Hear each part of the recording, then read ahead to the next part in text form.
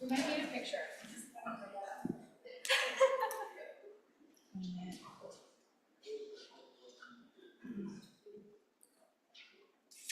Convening roll call, day 20, March 8th, 2024. Anderson? Baldwin? Barlow? Present. Weitman? Boner?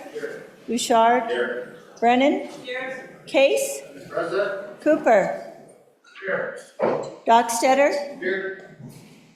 Ellis? French? Here. Murphy? Here. Baru? Here. Hicks? Here. Hutchings? Ide? Jones? Kinski? Cole? Present. Landon? Larson? Here.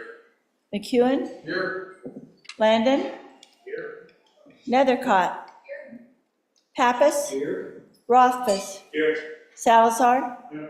Schuler? Scott? Here. Steinmetz? Anderson? Excused. And Kinski? Excused. Excused. President Driscoll? Here. 29 present, 2 excused. Pastor Jake Merriman.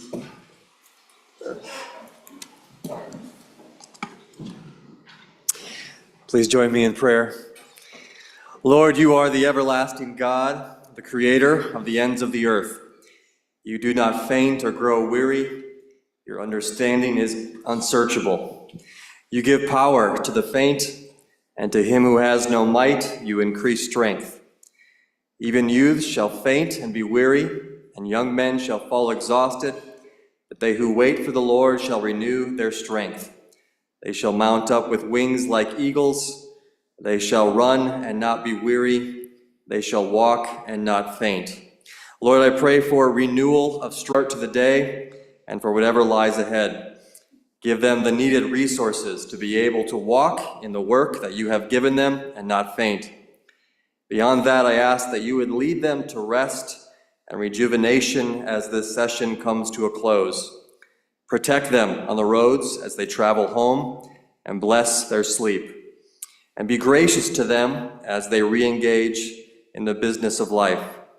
Again, I pray as well for the impact of their work.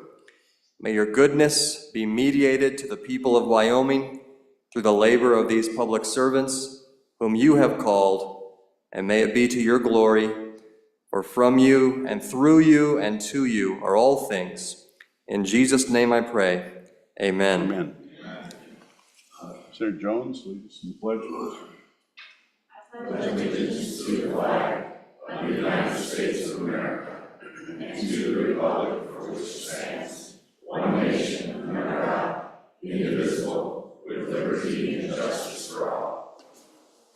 Save them. Reading, correction, approval of journal. Mr. President, your journal reports that the Journal of March 7, 2024 has been read and recommends that it be approved. Senator Larson, Chairman. Any objections? Being none, the report is adopted. This is a new one. Doctor for the day and nurse for the day are unknown. It's not none, they're unknown today. So, okay. Today in Wyoming history, this is kind of a good one for me. Devil's Tower National Monument was established March 8, 1906 by President Theodore Roosevelt. It features a massive rock formation that is sacred to many Native American tribes and is a popular site for rock climbers and tourists. That was the first national monument. Quote for the day, "It ain't over till it's over," Yogi Berra. Our order of business today, will do conference committee reports so that you folks can work through them all. And we have 2 veto overrides, and then we'll go directly to the budget. So, Pastor Jake, is he still here? We better.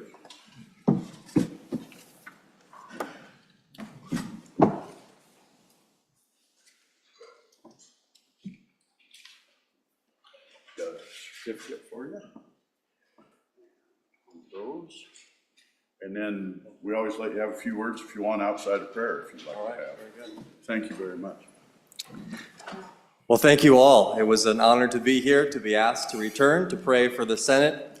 Definitely count it as a privilege always, and pray outside of this time as well that you hear me, praying for your work as you carry it out. And I know it's been a long task here for you. My prayers continue with you. May God bless you and keep you and bring you safely home.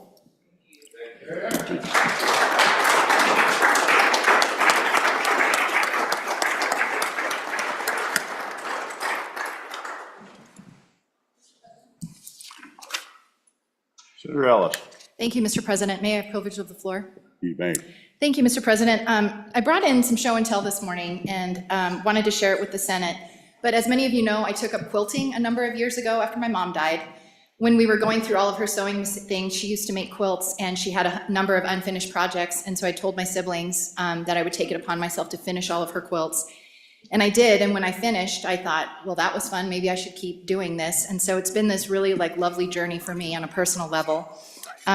So this last year, I learned about this thing called the Wyoming Quilt Shop Hop. And there are a number of participating quilt shops across the state, and if you visit a certain number of them, you're entered to win some prizes. And looking at my interim schedule, I thought, well, I'm on 7 committees and select committees and task forces. I think I can make this work. So I mapped out my whole summer, and for those of you who serve on those committees with me, you'll know that I peeled away to go hit those quilt shops. And as I did, I was looking for fabric that reminded me of each of you. And so in my travels, I compiled 30 pieces. I know there are 31 of us, but 30 is a better number for quilting. So I brought the quilt today, and I really enjoy the process of making quilts. I think it's very healing. It's really peaceful, and aside of our differences, I know the last day of session is always a difficult one. I just want you to know that when I made this quilt, I thought of all of you with a good heart, and just really appreciate the session we've had, as rocky as it's been. But we'll get the quilts if you want to check out your star and take a look at it. But just thanks to everyone, especially staff. You watch me quilt when I can here in the chamber sometimes too. So anyway, thanks to everyone, and thanks for a good session.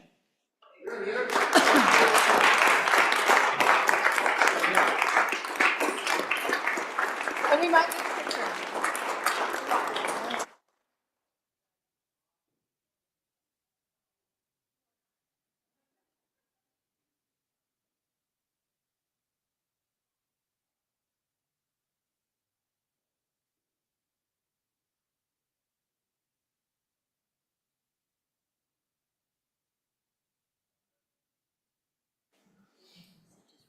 Messages from the House and the Governor, please. From the House of Representatives.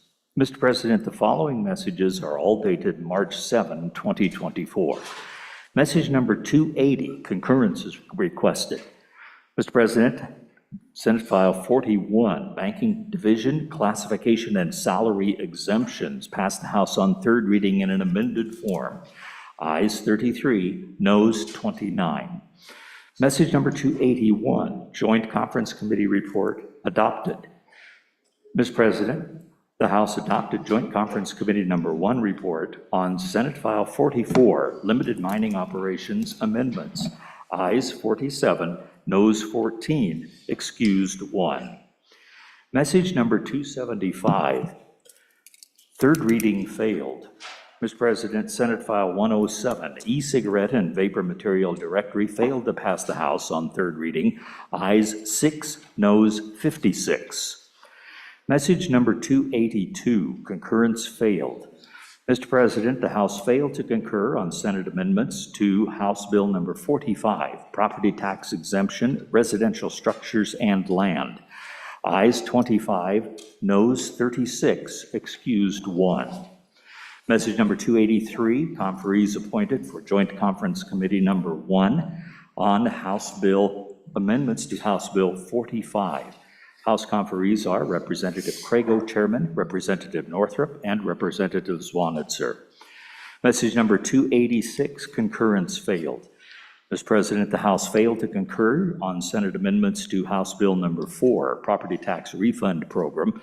Ayes 21, noes 40, excused 1.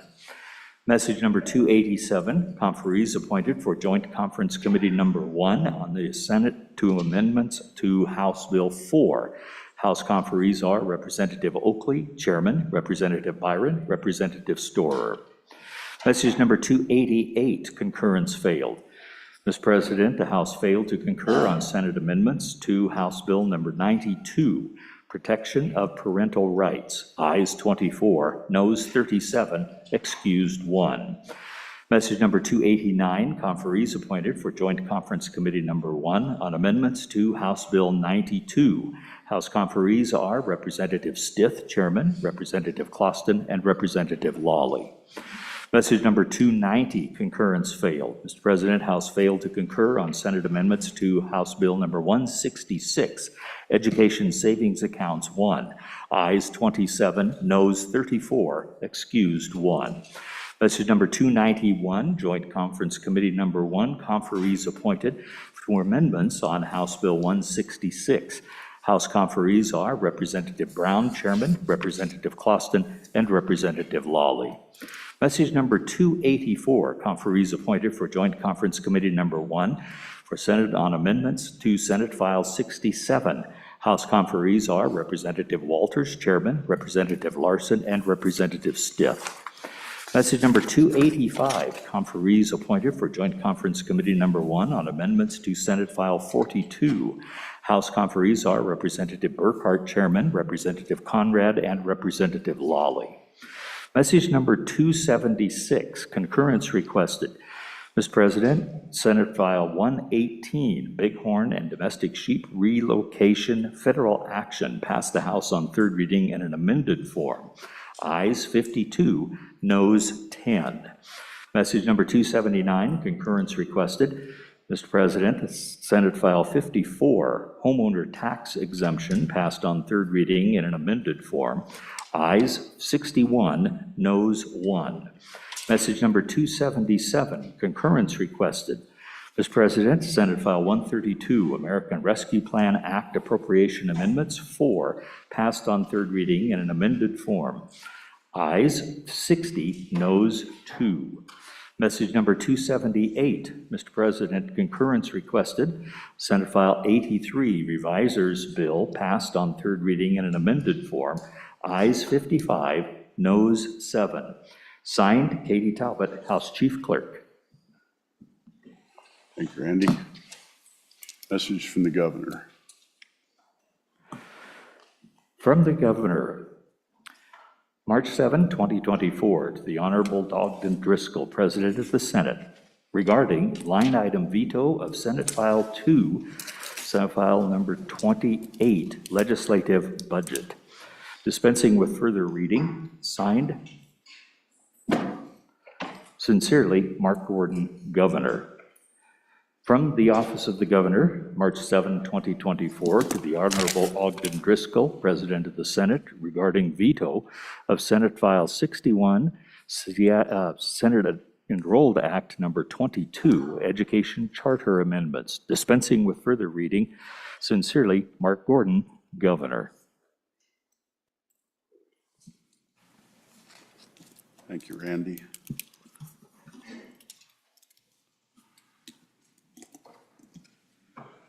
Conference, concurrences.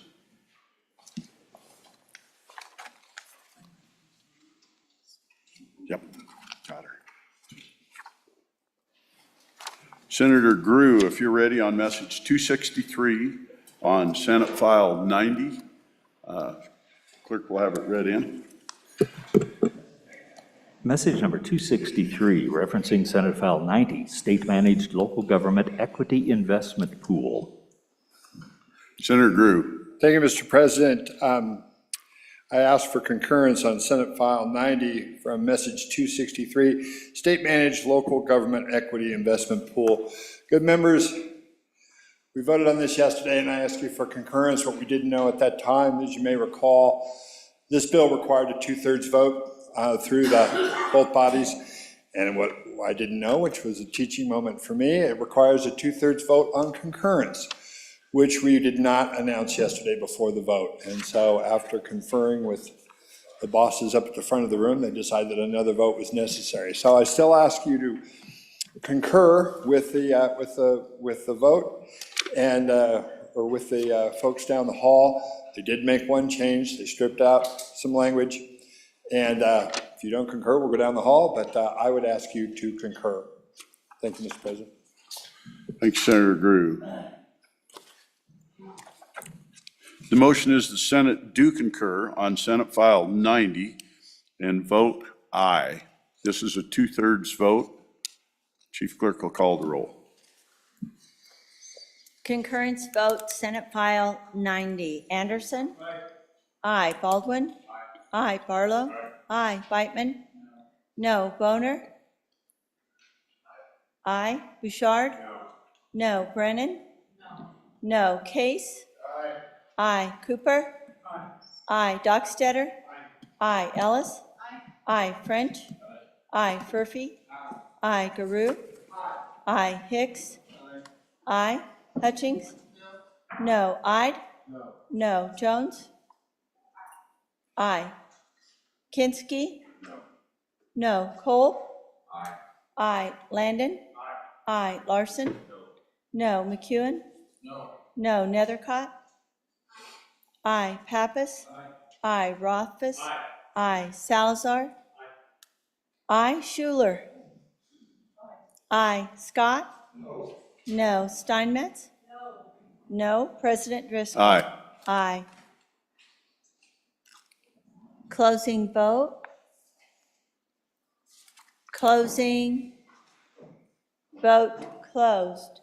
Senate File 90, concurrence results, 21 aye, 10 no. By your vote, you have concurred on Senate File 90.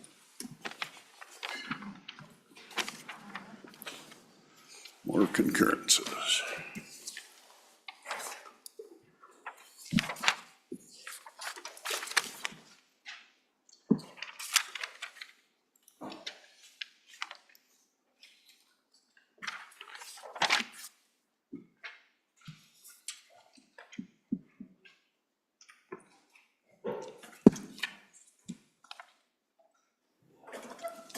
Senator Hicks, are you ready for concurrence on message number 276, referencing Senate File 118 engrossed? Reading clerk will read it in. Message number 276, referencing Senate File 118, Bighorn and Domestic Sheep Relocation, Federal Action. Senator Hicks. Mr. President, I move message number 276, original Senate File 118, Bighorn and Domestic Sheep Relocation, Federal Action, and ask that you vote no. Mr. President, so actually our House colleagues did do some good work on this bill. The standing committee down there added some much-needed clarity and some language in there, provided some additional reassurances for members in the livestock grazing industry on public land. I think they strengthened the bill. It got to the floor, and there was an amendment put on there that basically put the effective date of this bill out quite a ways out in the future, 3 years out. Kind of negates the purpose of the bill, and it's contingent upon the federal government taking an action which is contrary to the nature of the bill. So, Mr. President, I would vote for concurrence and ask that you vote no, and we'll go down and have a discussion with our colleagues. The motion is the Senate do concur on Senate File 118 engrossed and vote no. Chief Clerk will call the roll. Senate File 118, concurrence roll call. Anderson? No. Baldwin? No. Barlow? No. Beitman? No. Boner? No. Bouchard? No. Brennan? No. Case? No. Cooper? No. Dockstetter? No. Ellis? No. French? No. Furphy? No. Garou? No. Hicks? No. Hutchings? Hutchings? No. Ide? No. Jones? No. Kinski? No. Cole? No. Landon? No. Larson? No. McEwen? No. No. Nethercott? No. Pappas? No. Rothfuss? No. Salzar? No. Schuler? No. Scott? No. Steinmetz? No. President Driscoll? No. No. Closing vote? Closing. Vote closed. Senate File 118, concurrence vote, 31 no. By your vote, you have failed to concur on Senate File 118. Conference Committee will be Hicks chairman, Steinmetz denied. Does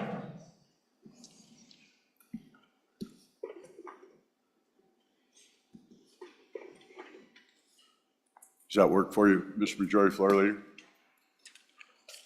Okay.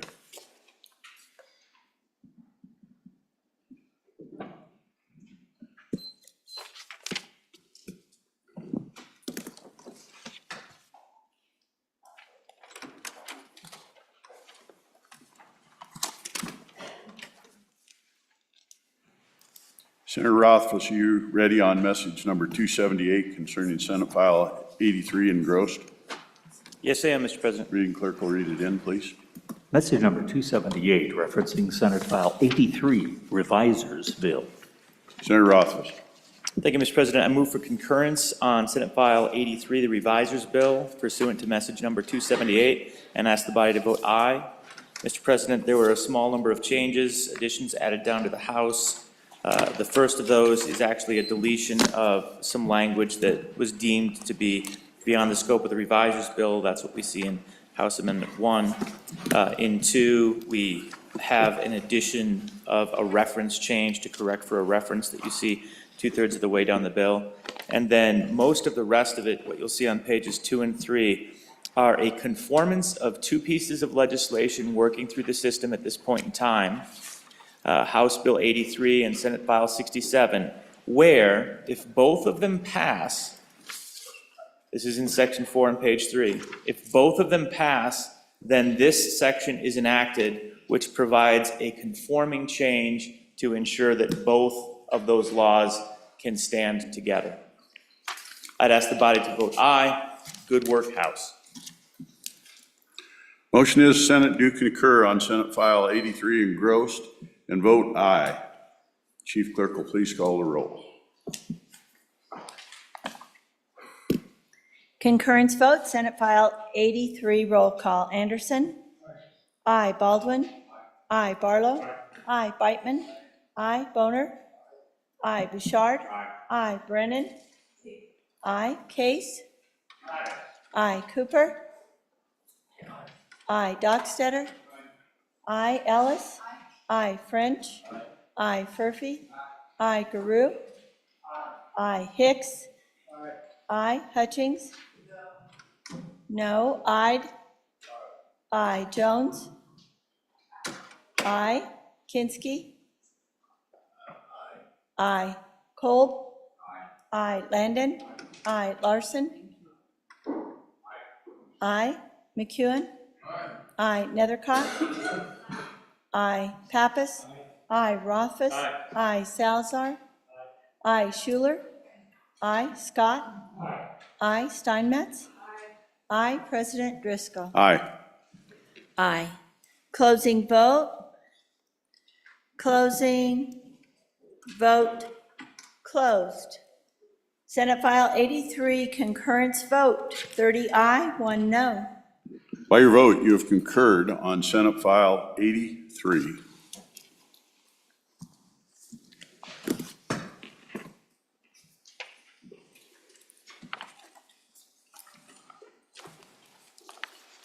Senator Beitman, are you ready on message number 279 on Senate File 54 engrossed? I am, Mr. President. Can we have it read in, please? Message number 279, referencing Senate File 54, homeowner tax exemption. Senator Beitman. Thank you, Mr. President. I'll move message number 279 on Senate File 54, homeowner tax exemption, and ask the body to please vote no. We're close with our partners down the hall, but we're not quite there yet. I think we just need to meet with them and have a little discussion with them on bridging the gap between the two differences on the houses, on the chambers. Ladies and gentlemen, I'll tell you the three major changes that the House did to our bill here. First thing they did was they moved from the Senate position of that dollar amount that we passed, at 200,000, to that, back to the House position of a percent. Their percent they had landed on was 25% of fair market value, up to $3 million. Second thing they did was they made it effective for only 1 year. We had a 2-year sunset. They knocked it down to being a 1-year tax cut. And the third thing they did was they changed the method of backfill. Both sides are backfilled. Our backfill was backstopped by the LISRA. They changed it to the general fund, so that's why you see that appropriation there. Again, not major differences. I think we can get a deal today, but just, Mr. President, if you'd send me down there with a couple of folks, I think we can get this hammered out.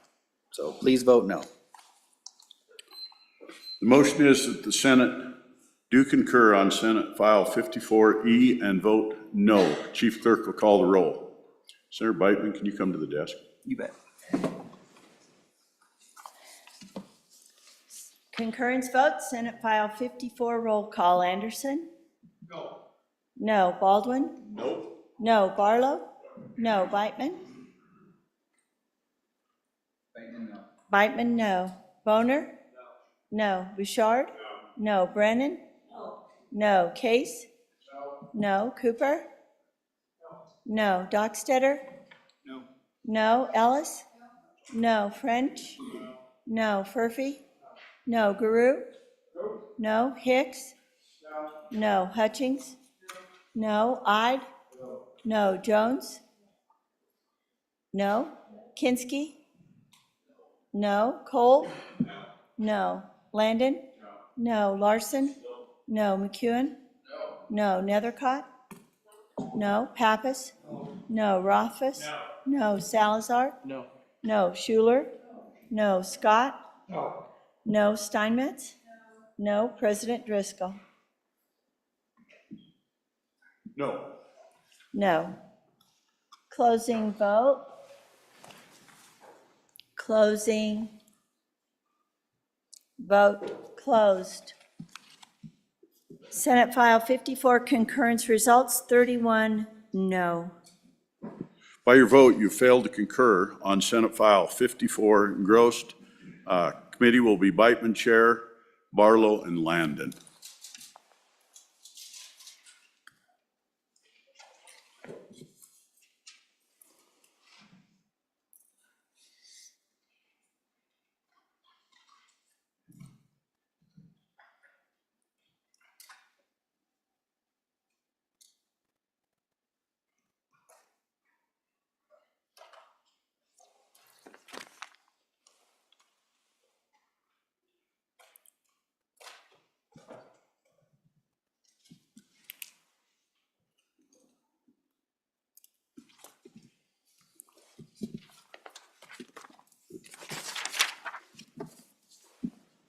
Going to. Got it. Conference Committee on Senate File 13 will be Steinmetz, Ide, and Kolb. Steinmetz Chair.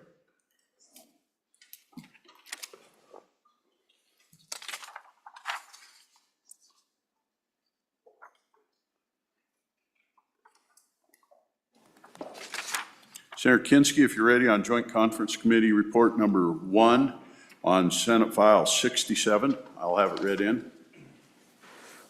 Joint Conference Committee Number 1 report on Senate File 67, Public Employee Retirement Plan Contributions, signed Representative Walters, Larson, and Stiff, Senators Kinski, Beitman, and Hicks.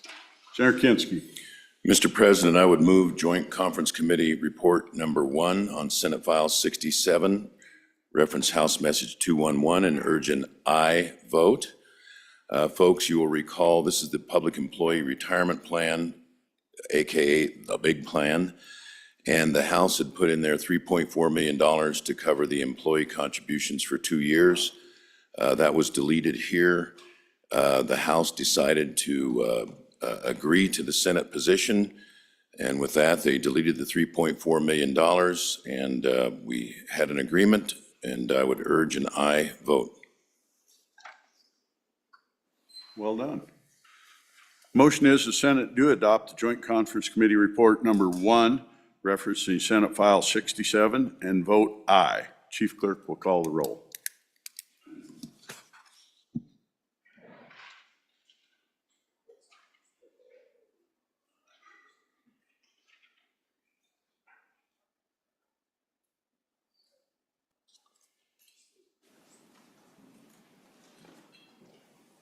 Joint Conference Committee Report Number 1 to Senate File 67, roll call. Anderson? Aye. Baldwin? Aye. Barlow? Aye. Whitman? Aye. Boner? Aye. Bouchard? No. Brennan? Aye. Case? Aye. Cooper? Aye. Dockstetter? Aye. Ellis? Aye. French? Aye. Murphy? Aye. Guru? Aye. Hicks? Aye. Hutchings? No. Ide? No. Jones? Aye. Kinski? Aye. Kolb? Aye. Landon? Aye. Larson? No. McEwen? No. Nethercott? Aye. Pappas? Aye. Rothfuss? Aye. Salazar? Aye. Schuler Conflict? Schuler Conflict. Scott? Aye. Steinmetz? Aye. President Driscoll? Aye. Aye. Closing vote. Barlow? Barlow, aye to no. Guru, aye to no. Closing vote. Rothfuss, aye to no. Closing. Vote closed. Joint Conference Committee Report Number 1 to Senate File 67. Results 22 aye, 8 no, 1 conflict. By your vote, you have adopted Joint Conference Committee Report number 1, referencing House or Senate File 67.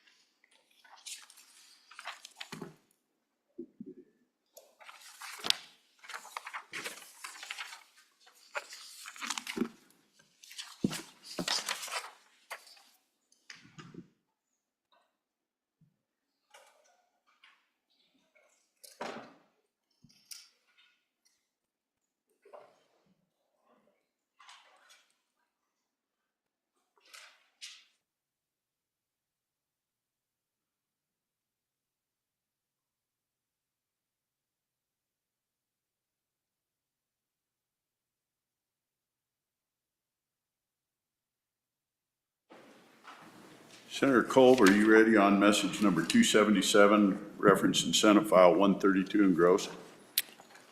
Mr. President, I am. Chief Clerk, read it in, please.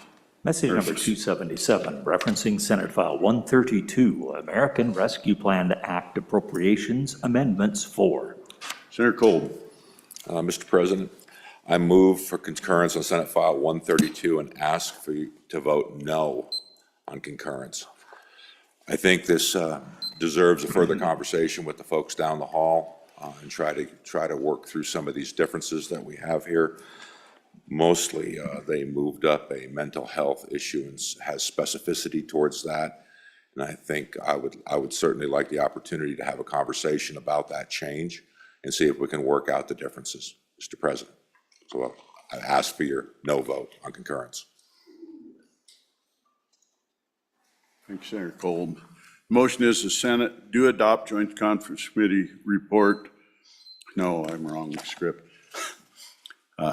You have been asked to, the motion is the Senate do concur on Senate File 132E and vote no. Chief Clerk, call the roll. Senator Kolb, can you come up? Concurrence vote, Senate File 132. Roll call. Anderson? No. Baldwin? No. Barlow? No. Whitman? No. Boner? No. Bouchard? No. Brennan? No. Case? No. Cooper? No. Dockstetter? No. Ellis? No. French? No. Furphy? No. Guru? Guru? No. Hicks? No. Hutchings?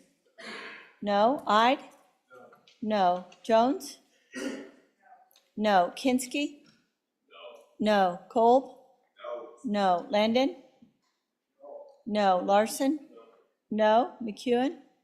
No. Nethercott? No. Pappas? No. Rothfuss? No. Salazar?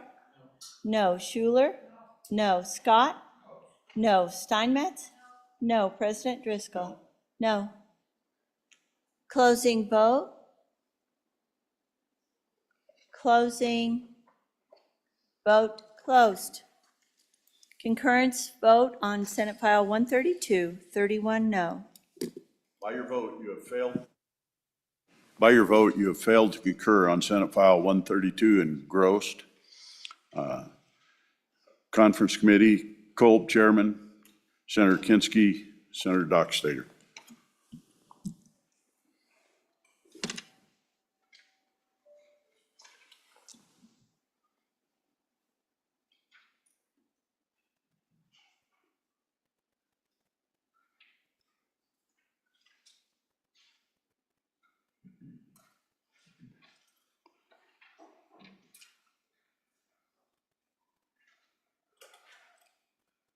That all of them? What's that? Okay. And I'm going to leave the signing and rolled acts. We'll have slack time this afternoon on that. Is that all right?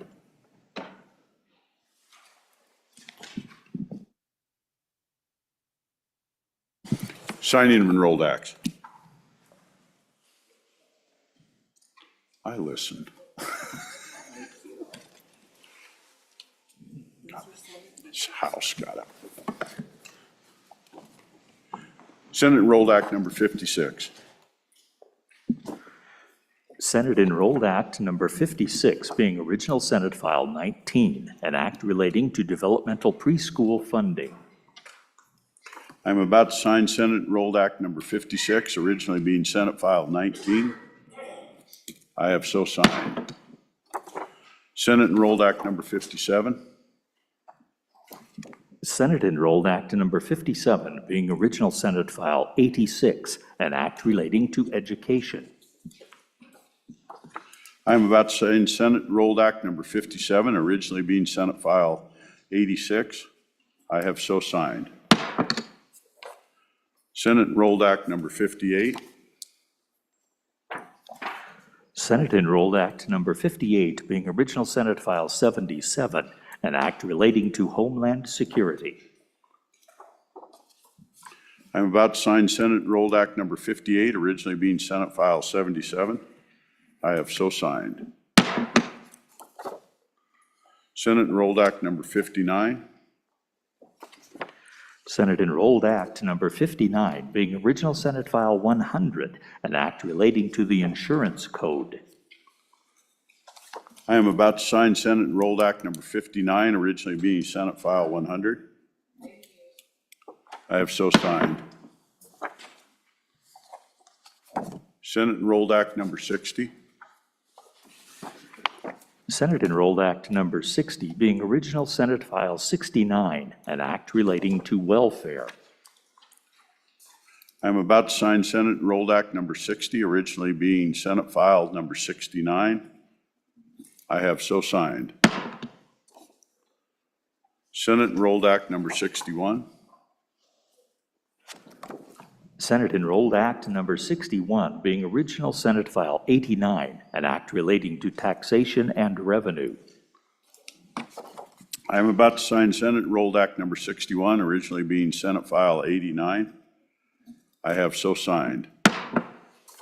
Senate Enrolled Act number 62. Senate Enrolled Act Number 62, being original Senate File 44, an act relating to environmental quality. I am about to sign Senate Enrolled Act number 62, originally being Senate File 44. I have so signed. House Enrolled Act number 48. House Enrolled Act Number 48, being original House Bill 104, an act relating to water development projects. I'm about to sign House Enrolled Act number 48, originally being House Bill 104. I have so signed.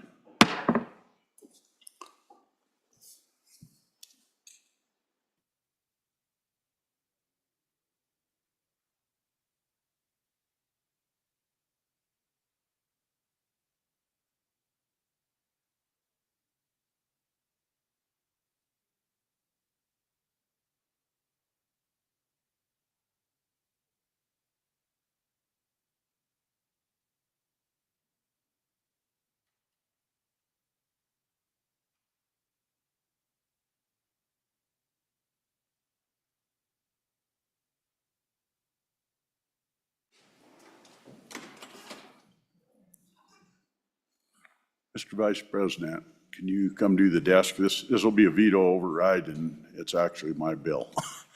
So,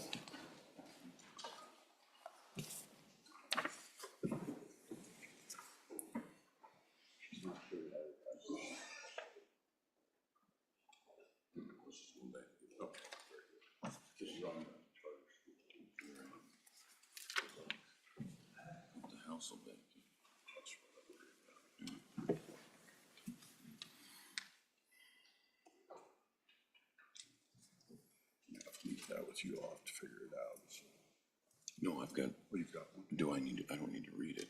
No, it'll be, but you need to know it's Senate File 61. Senate File 61, SEA. SEA 22. Education Ed Charter.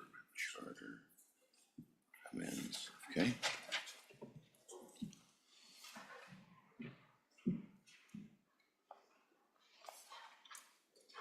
Is he ready? Mr. Majority Floor Leader.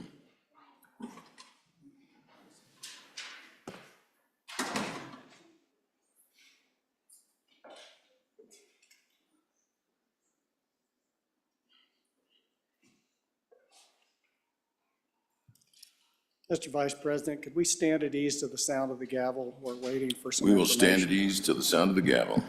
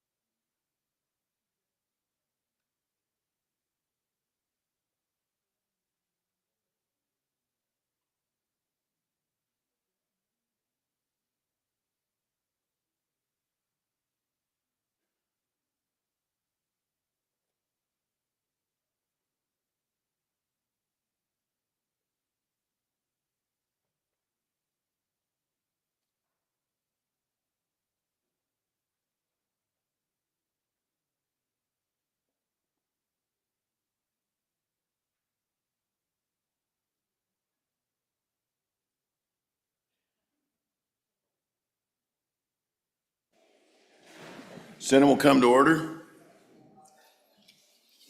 We want to make sure we've got everybody on the floor. We're about to start looking at some veto overrides. We need everybody on the floor.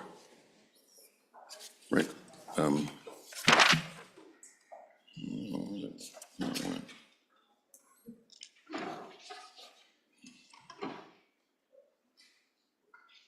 swear I left it right here.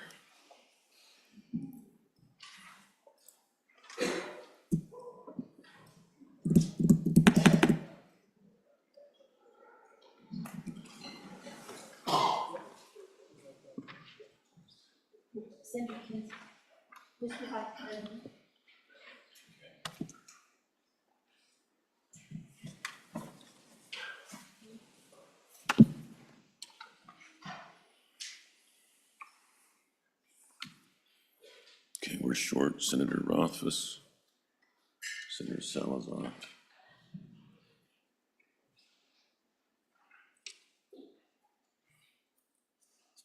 Sergeant at Arms, we just short 2 senators. We can start, but we can't finish till we have them on the floor. We're missing 2 senators. 1, 2, 3. Senator Salazar. Mr. Majority Floor Leader. Mr. President, pursuant to Article 4, Section 8 of the Wyoming Constitution, I move that the Senate reconsider Senate Enrolled Act number 22, original Senate File 61, Education Charter Amendments, and override the veto on the original Senate File 61. You've heard the motion. The motion requires a 2/3 vote to override the veto. Discussion. Discussion? Senator Driscoll. Thank you, Mr. Vice President. I encourage all of you to override. This body strongly has supported charters, and this is a piece that the governor has vetoed that actually will set us backwards. This piece of legislation changes the LEAs and allows it so we can actually get forward and do it. There's still the friction we have between school districts and the LEAs and the Charter Authorizing Board, and this is gonna clean that up and get us forward. As this body and the entire legislature has invested a lot of effort and time into getting charters up and going correctly, and without this piece, we've set ourselves backwards. I'm just gonna stand for questions. I think we all know how important this piece of legislation is to the Senate. We've very strongly supported it, and I encourage us to send a very strong message back that charters matter to Wyoming. They matter to us, and this piece of legislation is necessary to move us forward. Thank you. Senator Scott. Mr. Vice President, I rise too to urge us to override this veto. Now, the charter school legislation was major legislation. It was contentious. It's not surprising we had a few technical difficulties in it as we passed the original reforms, and this bill corrects a very technical area, and we discussed it in some detail in the Education Committee. It does provide a sensible solution for who ought to have the burden of dealing with the federal government. I think it put it in the appropriate hands in the organization that has the interest in getting the job done and the capability of getting it done. And I have difficulty following the reasoning that the governor gave us in the veto message, but it seems to me that it does set us back to veto what is basically a technical correction in a very complex piece of legislation. So I would urge the Senate to override this veto. Senator Dockstetter. Thank you, Mr. Vice President. Became heavily involved in the charter process this past year as we looked for a solution in one of our areas. But one thing I was surprised about as I was moving it through the process was the immense pushback from our friends in the public schools. And I would say to them, don't worry. I know the governor's heard you here, but don't worry, it's going to be okay. This is actually going to fill a niche. This is going to help in several areas of the state and open up doors of opportunity to education that were not there before. Let's move this state forward. Other states in our region are successfully using charter schools. I ask that you override the governor's veto. Further discussion. Senator Landon. Mr. Vice President, thank you. I'm going to stand with our president on this one as well. But I also don't ever want to be afraid of a good critique. And I do think that there were some parts of the message from the governor that we should take heed to. Hopefully the Joint Education Committee will do that. I know that we're going to try to get our arms around in school facilities, for example, what do we need to put in place and what do we need to be looking at in terms of putting these charter schools on the ground? And eventually they're going to belong to us. They're our schools. We're going to have to pay for them. We're going to have to maintain them. So we have much work ahead. And I hope that we're willing to take to heart any critique. You know, I always, in my former profession, I always used to say a good writer needs a good editor. And that's all this is, but I plan to stand with the president on this one. Thank you. Thank you. Further discussion, Senator Beitman. Thank you, Mr. Vice President. I too stand with our president and our education committee, as well, of which I'm a member. The president of the Senate's worked tirelessly on charter schools, and he knows a lot about this subject. These fixes were worked on through the interim, through the committee. The committee's dealt with this. This is a simple fix. I urge you to override this veto, and thank you, Mr. Vice President. Further discussion. Further discussion. Hearing none, the clerk will please call the roll.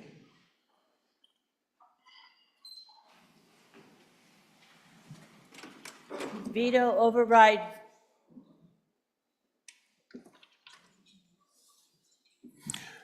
This requires a two-thirds vote. You've heard the motion. The motion requires a two-thirds vote to override the veto. The chief clerk will please call the roll. Veto override vote, Senate File 61. SEA number 22.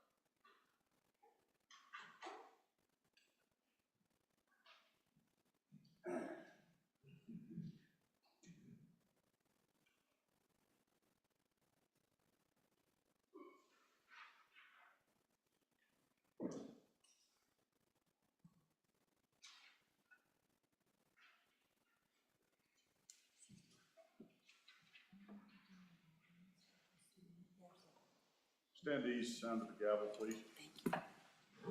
Stand at ease, sound of the gavel.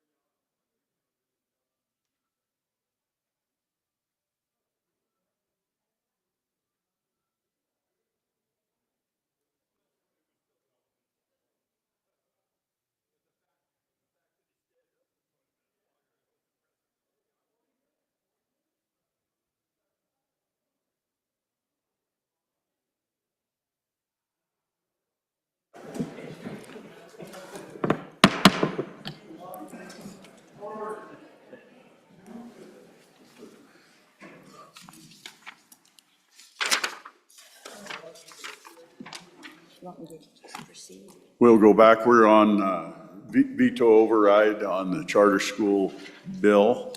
It's all been read in, and I vote, excuse me. Oh, we're short people. Let's gather up. Ellen, can I appoint some committees while we're waiting for them to get here? I'm going to appoint a few more conference committees, heads up. Conference committee on House Bill 4, which is property tax refund program. Beitman, Barlow, and Pappas, Beitman chair. Senate File 40, House Bill 45, Barlow chairman, Cooper, and Beitman, that is property tax exemption, residential structures and land. House Bill 166, Education Savings Accounts 1, Boner, Rothfuss, and Barlow chair. Did I do 45, Ellen? Yes. Okay, did 45.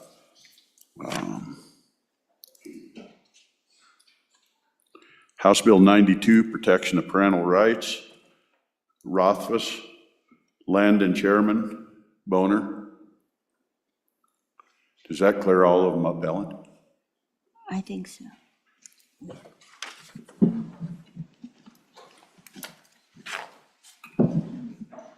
I encourage all of you to make sure to work on those conference committees. We're going to be time constrained this afternoon to get these back and get them all signed, so make sure you do the best you can to get them as quick as you can.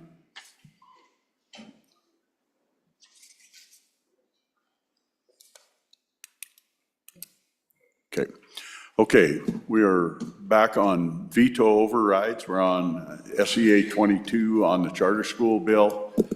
This is to override the governor's veto, and I vote is to override the veto. If you want to sustain the government, it's a no vote. Chief Clerk will call the roll. And it requires a 2/3 vote to override. Veto override roll call on Senate File 61. Anderson? Aye. Baldwin? Aye. Barlow? Aye. Beitman? Aye. Boner? Aye. Bouchard? Aye. Brennan? Aye. Case? No. Cooper? Aye. Dockstetter? Aye. Ellis? Aye. French? Aye. Furphy? No. Guru? Aye. Hicks? Aye. Hutchings? Aye. Ide? Aye. Jones? Aye. Kinski?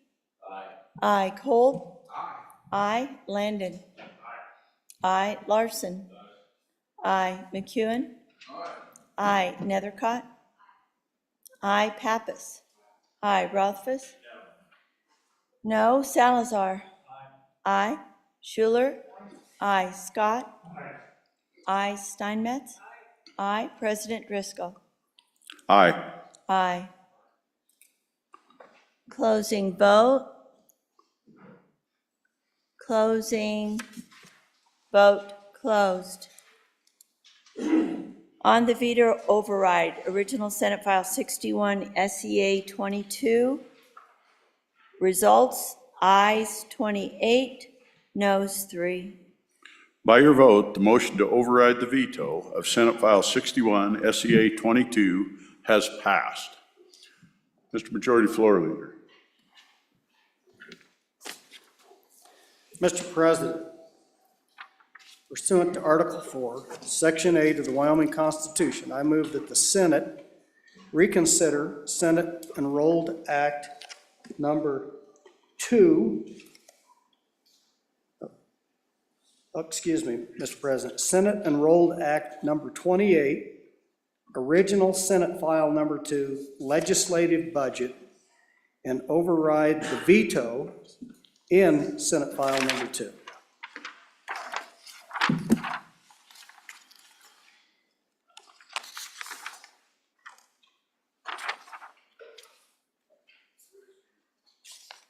One second.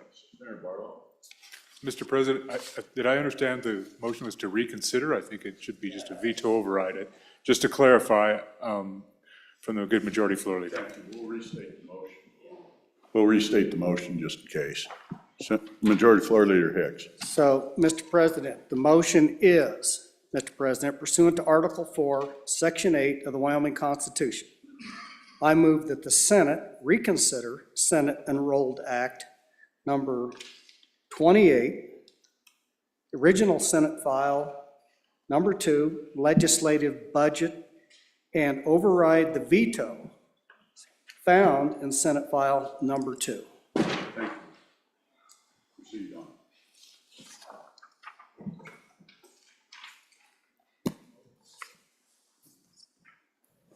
You have heard the motion. The motion requires a 2/3 vote to override the veto. Discussion, Senator Hicks. Mr. President, there was actually a number of vetoes in here, and what I would prefer to do, there's actually 6 potential veto overrides that we need to do, and so what I'd like to do these is just one at a time, and I can explain it. So, Mr. President, the motion now would be veto override number 1. This is to override the governor's veto of reference on page 1, limited to veto of the word energy in section 1. So if you've got that with you, basically what the governor did was strike out the word energy.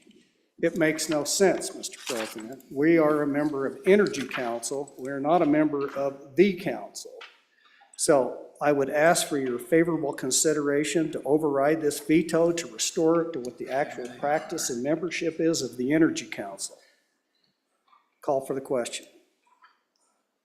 Discussion, Senator Cooper. Thank you, Mr. President. As you read the governor's letter, the saddest part about that letter is that he's right. He's dead on. We sent a very mixed message out of this body this year. We voted consistently to wage a war on CCSU.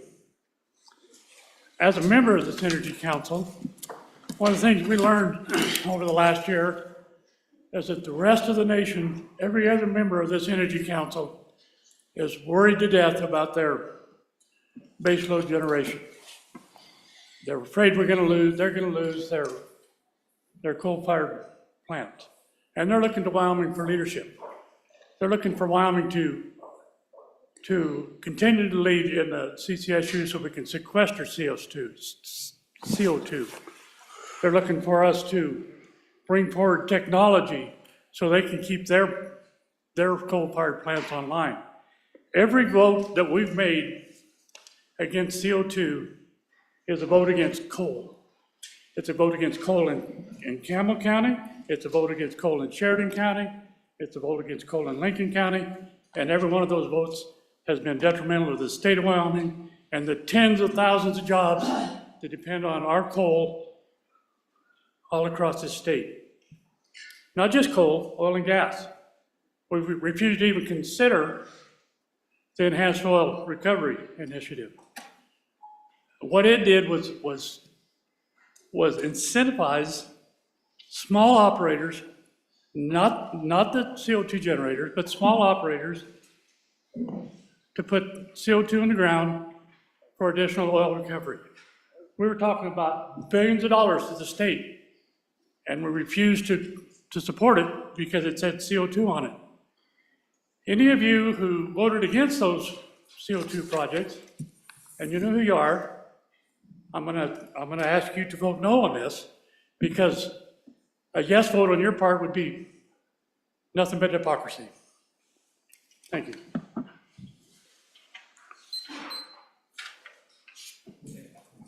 Senator Rothfuss, Senator Hicks, next. Senator Rothfuss. Thanks. And as a point of order, there are 2 discussions on this, so I think we'd want to hear from any other member ahead of good majority leader who will give the final talk. Mr. President, on and for the veto override, and I share the concerns of my colleague that just spoke. I take the point of the governor on this veto, where the veto was a statement against the actions that the Senate took during this legislative session, which were deeply against oil, gas, and energy in the state of Wyoming. And that's regrettable.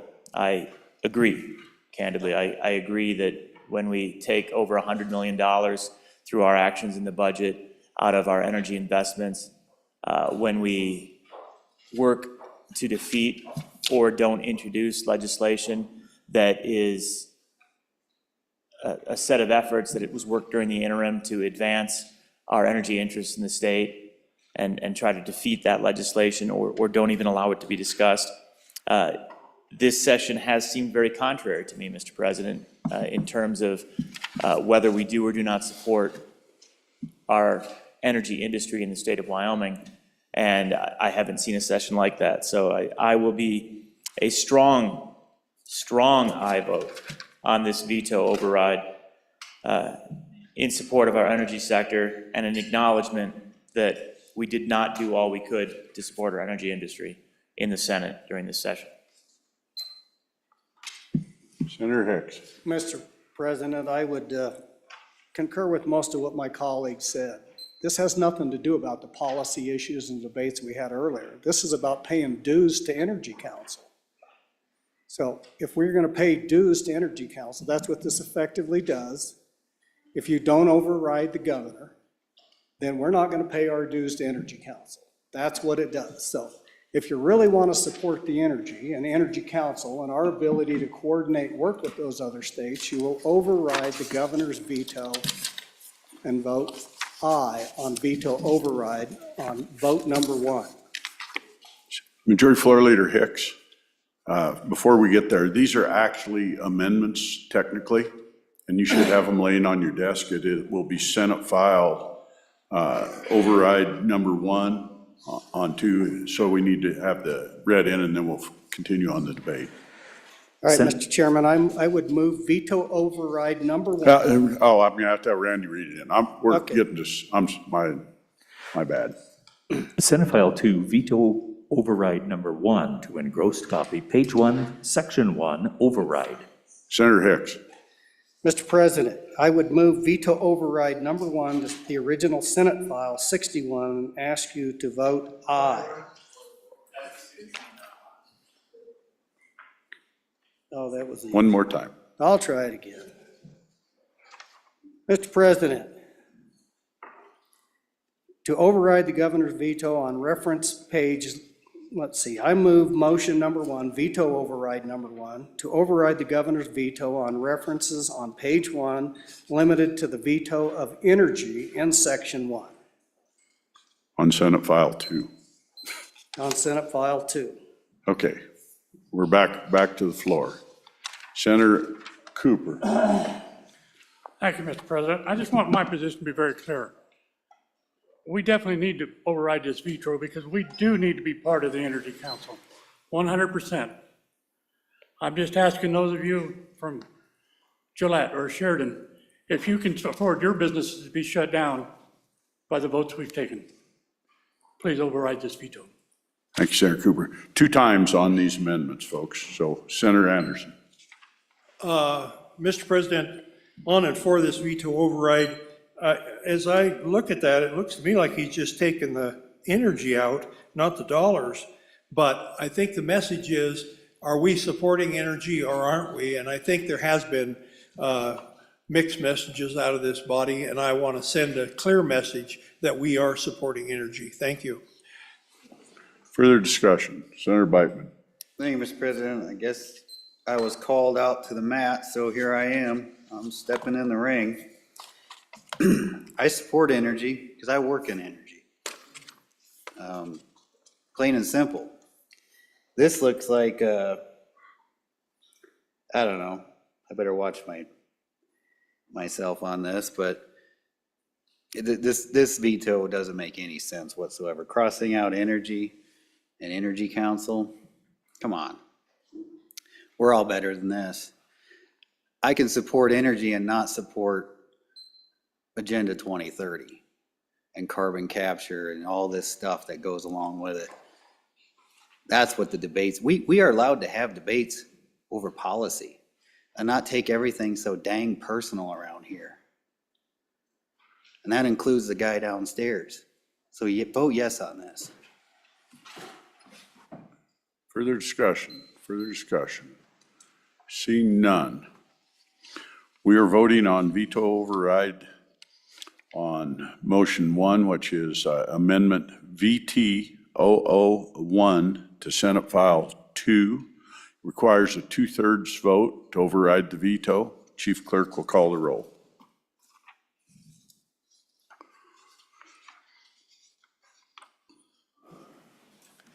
Roll call on Amendment VT 001 to Senate File 2. Governor Veto. Roll call. Anderson? Aye. Baldwin? Aye. Barlow? Aye. Beitman? Aye. Boner? Aye. Bouchard? Aye. Brennan? Aye. Case? Aye. Cooper? Aye. Dockstetter? Aye. Ellis? Aye. French? Aye. Furphy? Aye. Garou? Aye. Hicks? Aye. Hutchings? Hutchings? Aye. Ide? Aye. Jones? Aye. Kinski? Aye. Kolb? Aye. Landon? Aye. Larson? Aye. McEwen? Aye. Nethercott? Aye. Pappas? Aye. Rothfuss? Aye. Salazar? Aye. Schuler? Aye. Scott? Aye. Steinmetz? Aye. President Driscoll? Aye. Aye. Closing vote. Closing. Vote closed. VT 0001, 31 aye. By your vote, the motion to override the veto of motion 1, VT 001 to Senate File 2 has passed. The reading clerk will read in the next amendment, please. Senate File 2, veto number 2 to engrossed copy, page 3A, intro, override. Majority Floor Leader Hicks. Mr. President, I would move veto override number 2 and ask that you vote aye to override the governor. To override the governor on this veto is referenced on page 3 is limited to the vetoes S and vetoed paragraph A, Romanet I, and sections 4 to carry forward the prior appropriations and all vetoed language on page 3 that constitutes paragraph A, Romanet I. The effect of this is it is under our Constitution, we have to maintain a constitutional system of school finance pursuant to the Supreme Court's directive in Wyoming State Statutes 21-3309 subsection T. The legislature is required to recalibrate the operational model that funds all 48 school districts not less than once every 5 years. The funds to be carried over in this language vetoed by the governor in section 4 are necessary for this body to constitute and conduct our constitutional obligations. Without these funds, the legislature is unable to execute a contract as planned to begin work during the 2020 interim season to recalibrate. It is imperative that the state's defense of school finance. There is active litigation on this very issue currently today.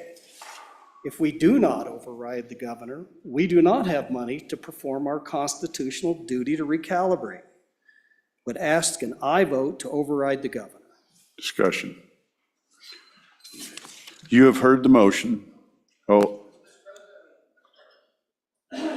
I've got to start discussion. You've heard the motion. The motion requires 2/3 vote to override the veto on VT 00, Amendment 2, VT 002 on Senate File 2. Discussion. Senator Scott. Mr. President, I want to second, as your education chairman, what we just heard from the majority leader. This will interfere. I may not like the system the courts have given us, but it's a system we're operating under currently. And we do need this money to defend our position in the lawsuit and to prepare and to execute the recalibration as that comes. So, Mr. President, I urge us to override this veto. Senator Barlow. Thank you, Mr. President. So when I look at page 1 of the bill, It has very distinct line items with amounts of dollars. And so my query is, we don't have any idea what the amount of unexpended, unobligated amounts are being reappropriated from a prior budget. So if somebody could actually tell me, one, why we just don't have this as a line item in our budget if it's an obligation we have ongoing, and two, how much money we're talking about in this reappropriation. Thank you, Mr. Chairman. Senator Rothfuss? Thank you, Mr. President. Just to answer that, I believe it's $1.2 million is the number that we have right now in that fund. That fund has been carried over for many years, and it is the litigation fund and consulting fund related to school foundation program, constitutionality. Resources are used from that fund for recalibration purposes, and from time to time, we do appropriate into that fund to ensure that there are sufficient balances depending on what the expenditures are. So it is a critical fund. I'd encourage the body to vote aye. And based on reading the chief executive's analysis, it doesn't sound like the chief executive thinks it's unnecessary. I think the chief executive is making a commentary on the legislature providing ourselves with the appropriate flexibility to be able to act in the way of having carryover accounts and then restricting the chief executive from doing that same thing. So I believe this is another one where everyone needs to vote aye, and there's a message along with the veto. Question being called. We are voting on amendment number 2, VT002 to Senate File 2 to override the governor's veto. And I vote overrides the veto. It requires a 2/3 vote to overturn the veto. Chief Clerk will call the roll. Veto override vote, Senate File 2, VT002. Anderson? Aye. Baldwin? Aye. Barlow? No. Beitman? Aye. Boner? Aye. Bouchard? Aye. Brennan? Aye. Case? Aye. Cooper? No. Dockstetter? Aye. Ellis? Aye. French? Aye. Furphy? Aye. Guru? Aye. Hicks? Aye. Hutchings? Aye. Ide? Aye. Jones? Aye. Kinski? Aye. Kolb? Aye. Landon? Aye. Larson? Aye. McEwen? Aye. Nethercott? Aye. Pappas? Aye. Rothfuss? Aye. Salazar? Aye. Schuler? Aye. Scott? Aye. Steinmetz? Aye. President Driscoll? Aye. Aye. Closing vote. Closing. Vote closed. VT002, 29 aye, 2 no. By your vote, the motion to override the veto, VT002 to Senate File 2, has passed the Senate. Reading clerk will read in the next amendment, please. Senate File 2, Veto 3 to engrossed copy, page 3A, intro, override. Mr. Majority Floor Leader. Mr. President, I move veto override number 3. The override the governor's veto of references on page 3, limited to vetoes in the S, and vetoed paragraph Romanet A and Romanet 2, and section 4, carry forward prior appropriations and all vetoed language on page 3 that constitutes paragraph section A, Romanet 2. Members of the body, these are the funds that we use that are just a revolving fund that we use to purchase laptops every 4 years is the policy of this body, is to replace those. They're on a staggered scale, and sometimes this is approximately $23,000. This has been in the feed bill that funds the legislature for at least a number of years. It's existing language, and we just continue to keep this account balance rolling, so as we need to purchase new computers, we can do that for the members of the legislature. I would encourage an aye vote on motion number 3 to override the governor. You've heard the motion. The motion requires 2/3 vote to override the veto. Is there any discussion? I've got to go through that before you start, Senator Rothfuss. Thank you. Thank you. Senator Rothfuss. Thank you, Mr. President. On and for the veto override, but once again, I think this is more of a message about the hypocrisy of the legislature and how we write budgets for ourselves versus how we write budgets for the agencies. And honestly, I think it's appropriate. You know, read this, read the message, everyone. This is well taken. This is not something we do for other agencies. And we appropriately do it for ourselves because it's efficient, it's effective, it's a good use of money, and we write the budgets. So, Mr. President, I do think that we need these funds available.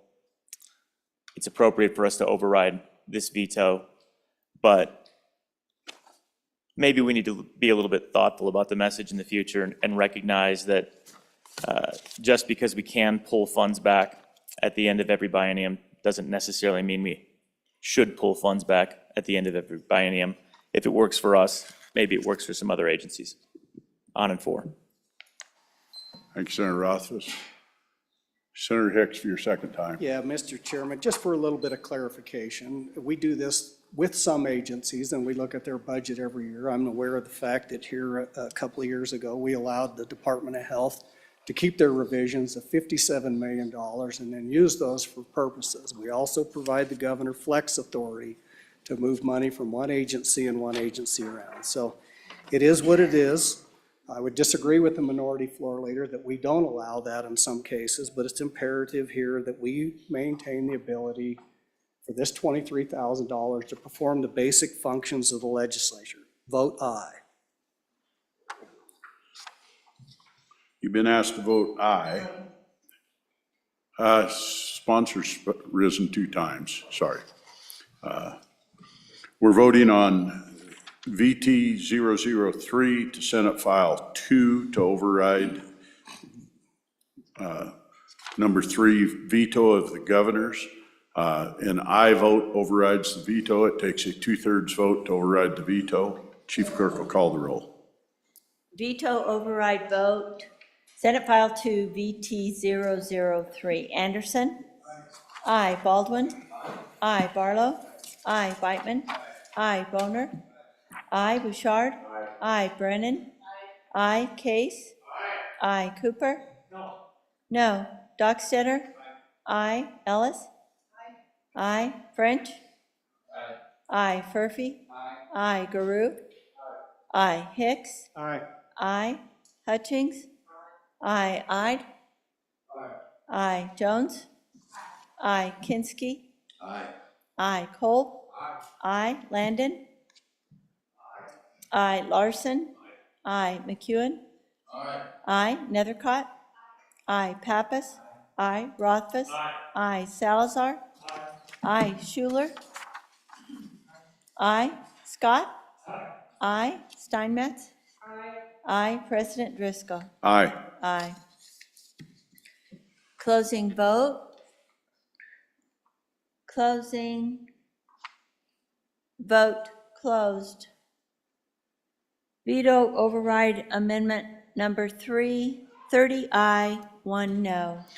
By your vote, the motion to override veto amendment number 3 on Senate File 2 has passed the Senate. Reading clerk will read in the next amendment. Senate File 2, Veto 4 to engrossed copy, page 3, paragraph A3. Majority Floor Leader Hicks. Yeah, Mr. President, I move veto override number 4, override the governor's veto and reference on page 4. This is a technical correction. Once we've adopted the 2 previous motions with veto overrides, this is simply a renumbering associated with the action you've already taken. I'd ask you to vote aye for the technical correction based on the actions you've previously taken and adopting the 2 previous veto overrides. You've heard the motion. The motion requires a 2/3 vote to override the veto. Any discussion? Question being called. We're voting on VT 004 to Senate File 2, which is the 4th override. It takes a 2/3 vote. An aye vote overturns the veto. Chief Clerk will call the roll. Anderson? Aye. Baldwin? Aye. Barlow? Aye. Beitman? Aye. Boner? Aye. Bouchard? Aye. Brennan? Aye. Case? Aye. Cooper? Aye. Dockstetter? Aye. Ellis? Aye. French? Aye. Furphy? Aye. Guru? Aye. Hicks? Aye. Aye. Hutchings? Aye. Ide? Aye. Jones? Aye. Kinsky? Aye. Cole? Aye. Landon? Aye. Larson? Aye. McEwen? Aye. Nethercott? Aye. Pappas? Aye. Rothfuss? Aye. Salazar? Aye. Schuler? Aye. Scott? Aye. Steinmetz? Aye. President Driscoll? Aye. Aye. Closing vote. Closing. Vote closed. Amendment VT 4, 31 aye. By your vote, the motion to override the veto, Amendment VT4 to Senate File 2 has passed the Senate. Read clerk will read in the next amendment, please. Senate File 2, VT5, to engrossed copy, page 7, section 11A, intro override. Majority Floor Leader Hicks. Mr. President, I move veto item number 4 to override the governor's veto on. 5. 5, yep, Mr. President, let me correct that. I move adoption of veto message number 5 to override the governor's veto of references on page 7, limited to the veto. This associates with the facilities appropriations for the state capitol square. So what this effectively does is it would eliminate $50,000 for us to continue the work. These funds are utilized by this body. These funds are intended for the protection and the enhancement of the investments made as part of the Capitol Square recent restoration efforts. As well, these funds are also used to enhance the spaces, and the furniture purchased as part of the Capitol Square project have been used successfully or are being used daily for the public. Funds included stain treatment and fabric and repair and refurbishing of furnitures to protect this investment within the Capitol. I would ask an aye vote to override the governor. You've heard the motion. The motion requires 2/3 vote to override the veto. Is there any discussion? Senator Cooper. Thank you, Mr. President. This is just another statement to the hypocrisy of this body in this last month. We came in here and we cut many, many millions out of the budget across the board. We came in here with not a scalpel, but a train wreck to the budget. But we think we should have some nicer furniture. That's completely hypocritical. I can't support this. Further discussion? Further discussion? Seeing none. We are voting on Amendment VT 005 on Senate File 2, which overrides the 5th veto of the governor's. It requires a 2/3 vote to overturn the veto, and an aye vote is a vote to overturn the veto. Chief Clerk will call the roll. Veto override number 5 to Senate File 2. Roll call. Anderson? No. No. Baldwin? Aye. Barlow? No. Beitman? Aye. Boner? Aye. Bouchard? Aye. Brennan? Aye. Case? No. Cooper? No. Dockstetter? Aye. Ellis? Aye. French? Aye. Furphy? Aye. Guru? No. Hicks? Aye. Hutchings? No. Ide? Aye. Jones? No. Kinsky? Aye. Cole? Aye. Landon? Aye. Larson? Aye. McEwen? No. Nethercott? Aye. Pappas? No. Rothfuss? No. Salazar? Aye. Schuler? No. Scott? No. Steinmetz? Aye. President Driscoll? No. No. Baldwin? Aye to no. Furphy? Aye to no. Closing vote. Closing. Vote closed.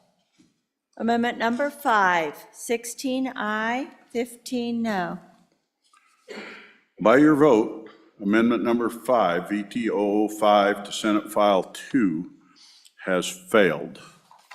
Did not override that veto. Reading clerk will read in the last amendment, please. Senate File 2, Veto 6 to engrossed copy, page 8, section 16, override. Majority Floor Leader Hicks.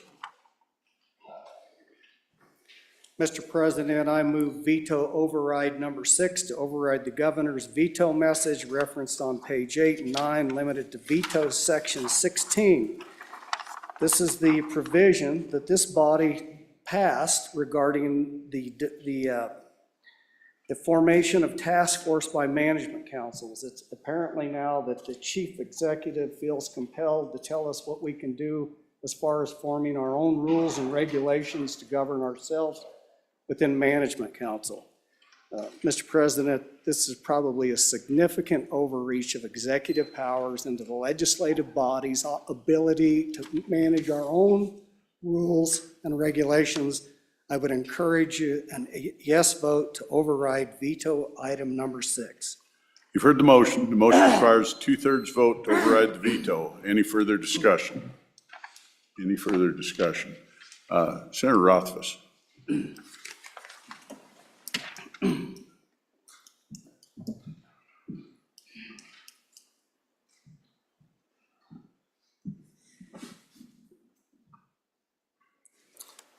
Mr. President. Thank you, Mr. Chairman.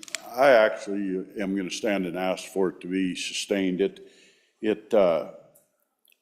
really limits ourselves, and we've done this, and I realize where we're at and what we're doing, but the task force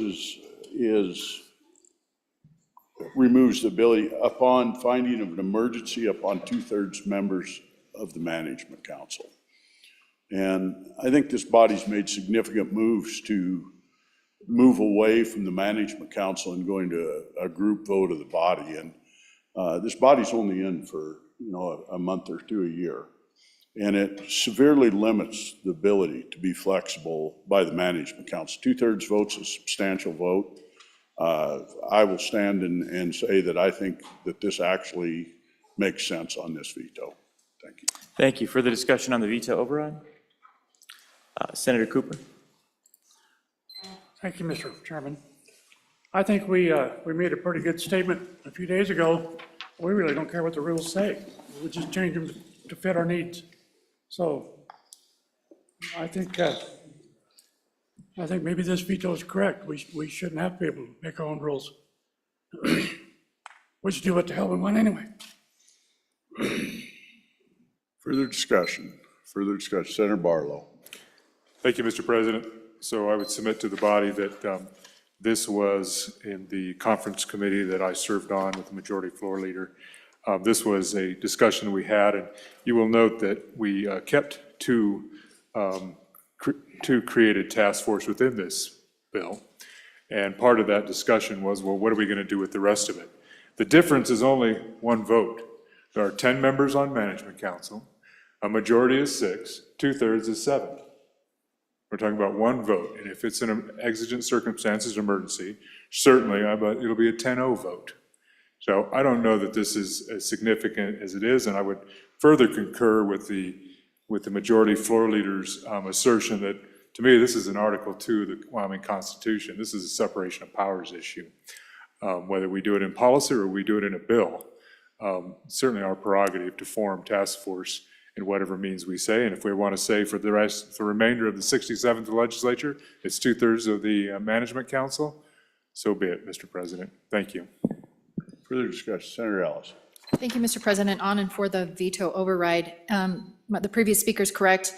This was something we negotiated with our counterparts down the hall, and it authorizes the continuation of 2 task forces that are currently in operation through the end of the year. And if you read the language that was stricken, we are asking for more sideboards of management council being asked to create these task forces or their authority. We want to make it clear that it should only be for emergencies, and then you'll see language in there where we permissively are asking management council, we are asking you to look at adopting a policy for these created task forces. So this is important. I think this is within our wheelhouse, and it's part of an overall conversation, but I just want to provide that context. This was negotiated language.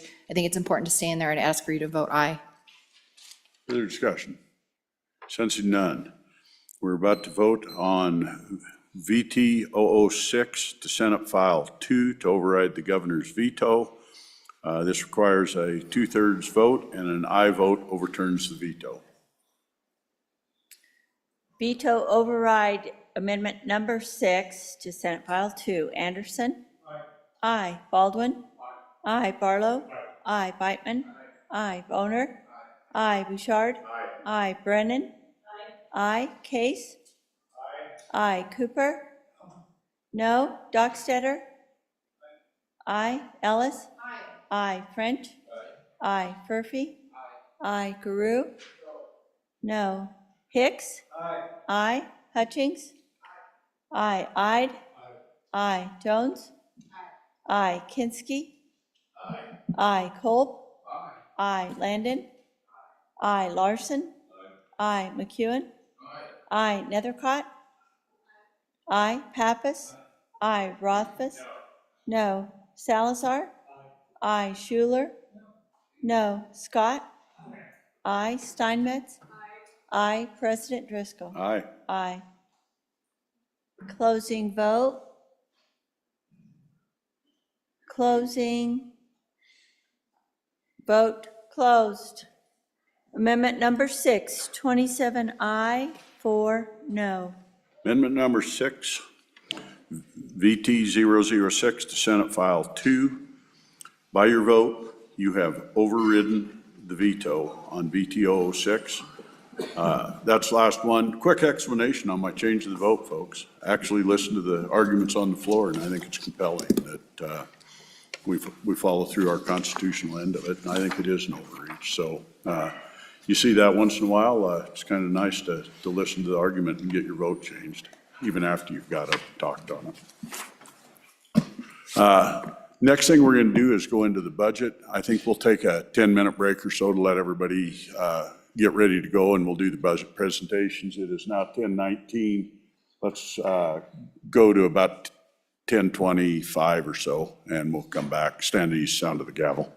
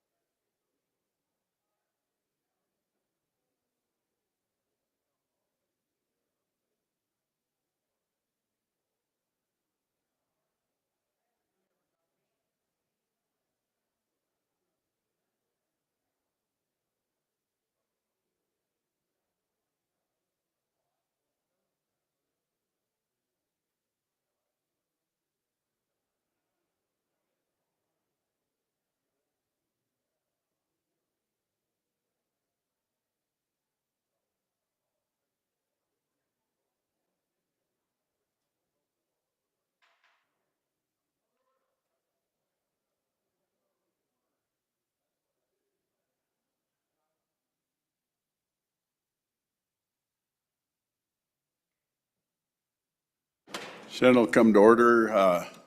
First order of business, we do have a doctor and nurse. I don't have the nurse's name. The doctor is Dr. Rob Monger of Cheyenne.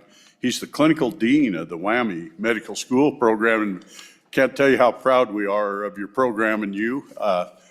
Please come on up. You want to do a word? Okay.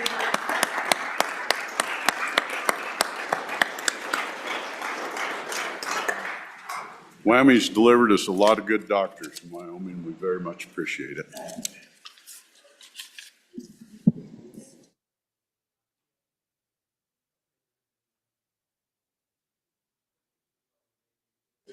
Okay, and we have two more items. We have two of our student pages, and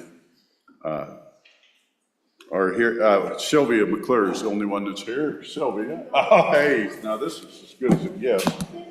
So we've had a lot of special interns through the years. Sylvia has really participated quite a lot through the back end of my office and doing things. And if you'd like to say a few words, and we'll give you a certificate. President, actually, Kinsley is also here. Oh, we got them both. All right, come on up. I didn't realize we had both of you. So one at a time. All right, arm wrestling. This is how we do it the same. I don't have much of a script. I just sit back here. Okay.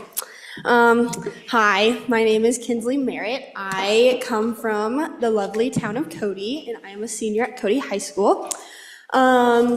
Next year, my plans for college will be attending the University of Wyoming in their honors program. I will be majoring in zoology and physiology with a minor in music. I've auditioned for their music program down there to study piano.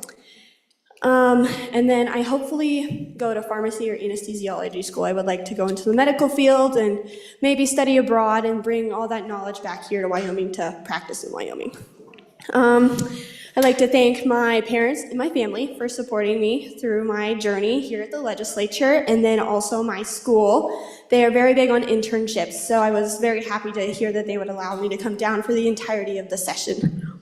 My internship has been with Senator Dockstader, and I've helped him research on several projects, and I've helped him work with Representative Allred and some of the people in Wyoming to work out how legislation could work to better the state of Wyoming. And as I'm getting closer to the end of my time here, I've realized that you guys, that communication is key, and without communication, a lot of this wouldn't be happening.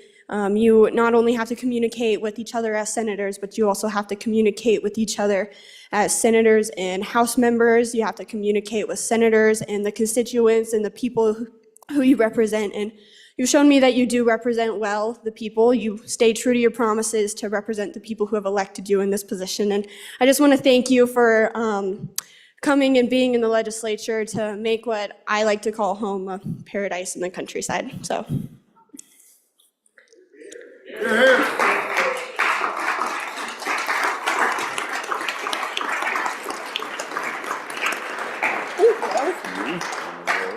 Thank you so much. Very much appreciated. Thank you.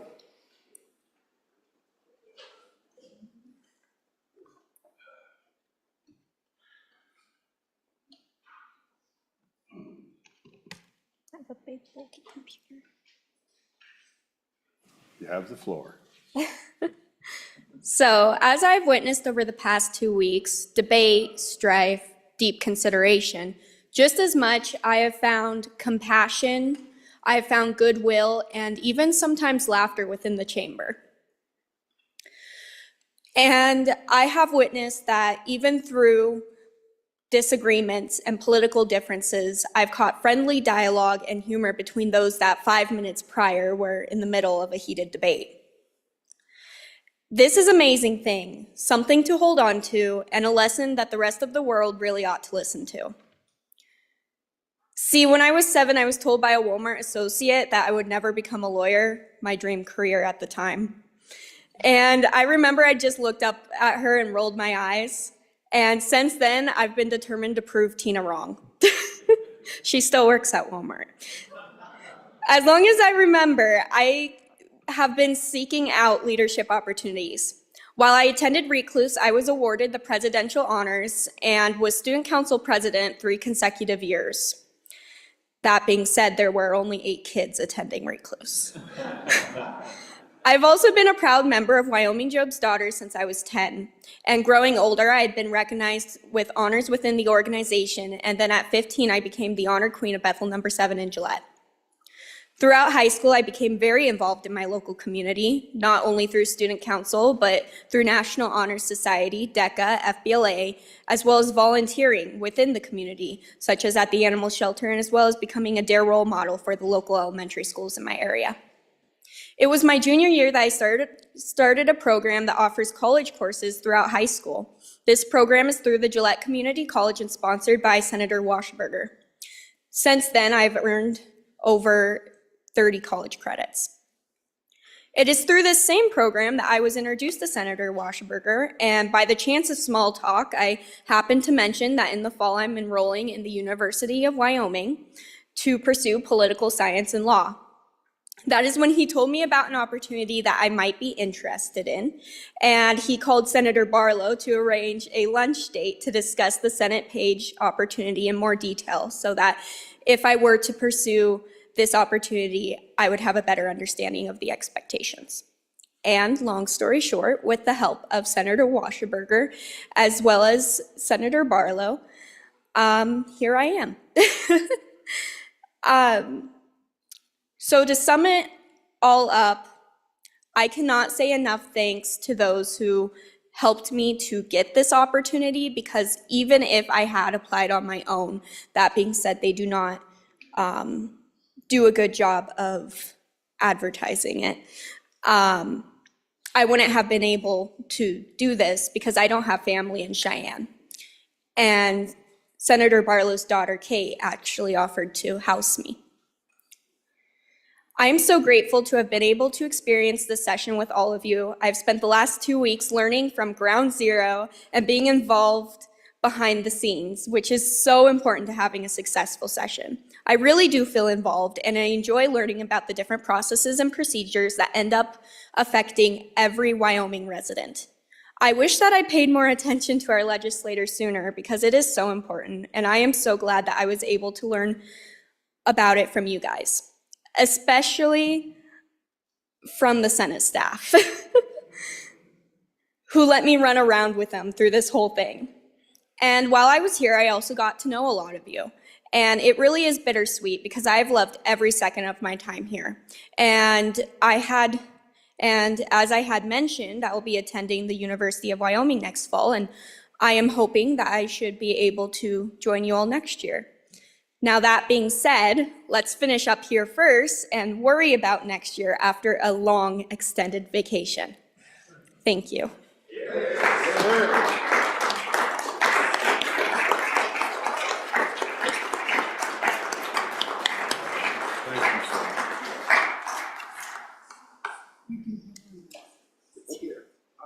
Very good.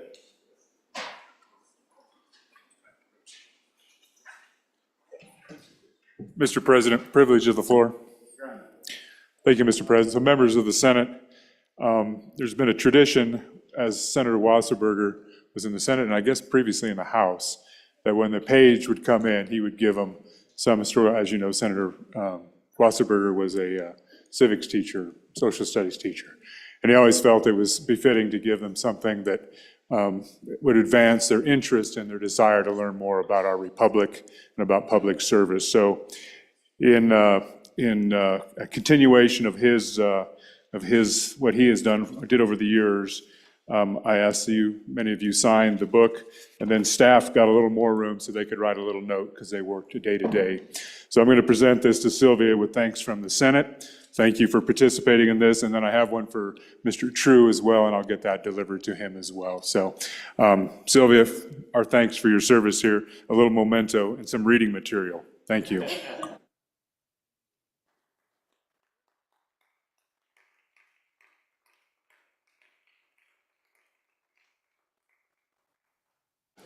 Senator Rothfuss, would you like to come introduce your intern? And this is a special one. I have 2 certificates for. I managed to sign 2 separate certificates. Very good. You have the floor, Senator Rothfuss.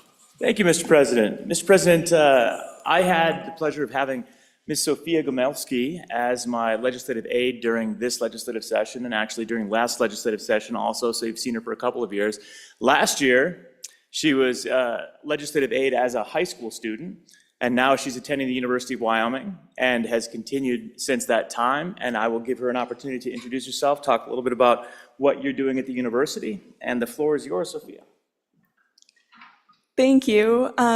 As he said, my name is Sophia Gomelski. I'm a student at UW. I'm finishing my degrees in political science and international studies this fall. I'll hopefully be pursuing law school after that, but as he mentioned before, I have served as a legislative aide for the past 2 years, which has been an incredible opportunity. And in case this is the last time that I am here as an aide, I just want to say that I am perpetually inspired by Senator Rothfuss and the hard work and the amazing work that he does year after year. I think that it's really good and it's really inspiring to have somebody fighting the good fight and knowing that somebody's here doing that for you. So, thank you.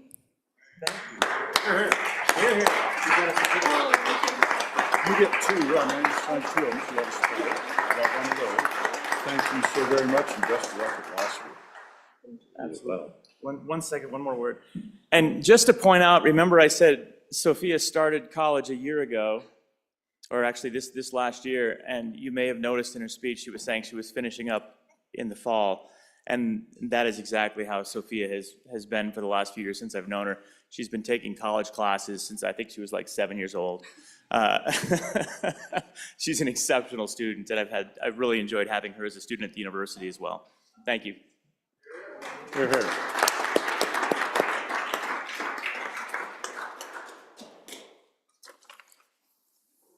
Senator Rothfuss, are you ready on message 280 on Senate File 41 engrossed? Yes, I am. Senator Regan Clerk will read it in. Message number 280, referencing Senate File 41, Banking Division Classification and Salary Exemptions. Senator Rothfuss. Thank you, Mr. President. Mr. President, I move for concurrence on Senate File 41, Banking Division Classification and Salary Exemptions regarding message number 280 and ask the body to vote aye. Mr. President, the House put a small amendment that you see on the legislation which actually adds sideboards. They wanted to have some limitations on the scope of what the banking division classifications could do, rather than having it rather open-ended, which is what we sent over. In my view, the sideboards that are put on through this amendment are consistent with what the expectations would have been anyway, so I don't see it as really doing much of anything other than adding some sideboards. With that, I'd be happy to answer any questions, but I'd ask the body to vote aye. Any questions? Seeing none. Motion is the Senate do concur on Senate File 41 engrossed and vote aye. The Chief Clerk will call the roll.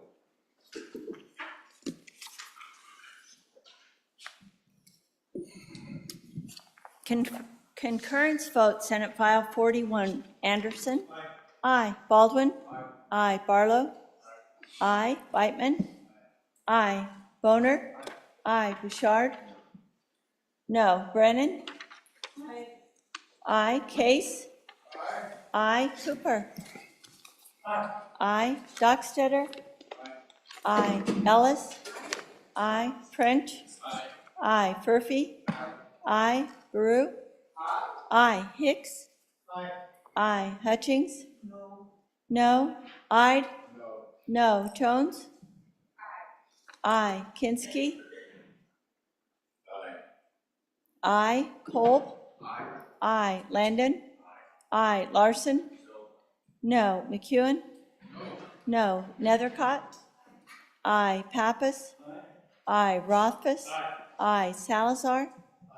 Aye. Schuler. Aye. Scott. Aye. Steinmetz. No. President Driscoll. Aye. Aye. Closing vote. French, aye to no. Closing. Vote closed. Concurrence vote on Senate File 41. 24 aye, 7 no. By your vote, you have concurred on Senate File 41 engrossed. Senator Rothfuss, if you're ready on Joint Conference Committee Report number 1, reference Senate File 42. Yes, I am. I will have the clerk read it in. Joint Conference Committee Report Number 1, Senate File 42, Low Carbon Reliable Energy Standards Amendments, referencing House Message Number 261. Signed, Representatives Burkhart, Conrad, and Lawley, Senators Rothfuss, Cooper, and Dockstader. Senator Rothfuss. Mr. President, I move Joint Conference Committee Report Number 1 regarding Senate File 42, Low Carbon Reliable Energy Standards Amendments in reference to House Message Number 61, and ask the body to vote aye. Mr. President, we had some discussion down here when we rejected it about language that was added by the good tall senator from Bates Creek that required some reporting by the utilities that would indicate whether or not they had made efforts to achieve customers for the purpose of this legislation. That was amended down in the other chamber to be eliminated. Your conference committee went down and put most of the language back in and included a shall. That was the compromise, but not all of the language. So there was more detailed language at the end. That was seen by the House as too onerous. So that was eliminated, but there still is a shall requirement in place that they shall provide a report back on their effort to find customers. And you see any offers or related information received from potential carbon dioxide customers.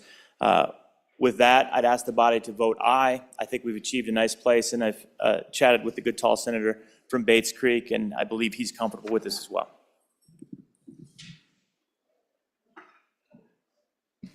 Could you restate how you wanted us to go? Senator Scott. Mr. President, I do urge adoption of this conference committee. I think they've reached a reasonable compromise. Further discussion? Question being called. The motion is that the Senate do adopt Joint Conference Committee Report Number 1, referencing Senate File 42, and vote aye. Chief Clerk will call the roll. Joint Conference Committee Report Number 1 to Senate File 42. Roll call. Anderson? Aye. Aye. Baldwin? Aye. Aye. Barlow? Aye. Beitman? No. Boner? Aye. Bouchard? No. Brennan? Conflict? Case? Aye. Aye. Cooper? Aye. Aye. Dockstader? Aye. Ellis? Aye. French? No. Furphy? Aye. Garou? Aye. Hicks? No. Hutchings? No. Ide? No. Jones? Aye. Kinski? No. Cole? No. Landon? Aye. Larson? No. McEwen? No. Nethercott? Aye. Pappas? Aye. Rothfuss? Aye. Salazar? No. Schuler? Aye. Scott? Aye. Steinmetz? No. President Driscoll? Aye. Aye. Closing vote. Closing. Vote closed. Joint Conference Committee Report Number 1 to Senate File 42, 18 aye, 12 no, 1 conflict. By your vote, you have adopted Joint Conference Committee Report Number 1, reference Senate File 42. Chairman Nethercott, are you ready to start on the budget? Yes, Mr. President, thank you. You have the floor. Thank you.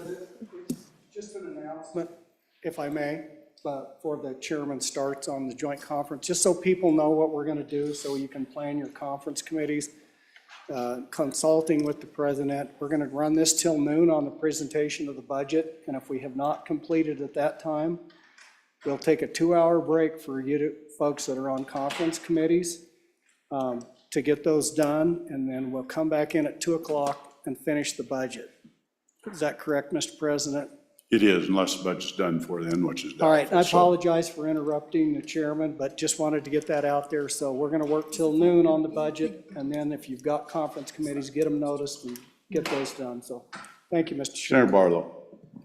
Thank you, Mr. President. I do appreciate, I actually requested the majority floor to make that announcement because we've got multiple bills with members, a lot of members on multiple committees. Three of them are property tax bills, so I'm trying to work with my colleagues on the Senate floor and our House chairman to try to have those bills noticed and all in the same room at the same time so the public can be a part of that process. So we'll probably make an official announcement, but if I can get confirmed, at least for House Bill 45, our intention is to meet at 1 o'clock in 113, and House Bill 4 and 54 may be also heard there, but I'll let those chairmen decide that. Thank you, Mr. President. Good work, Senator Barlow. Thank you. Senator Nethercott, you have the floor.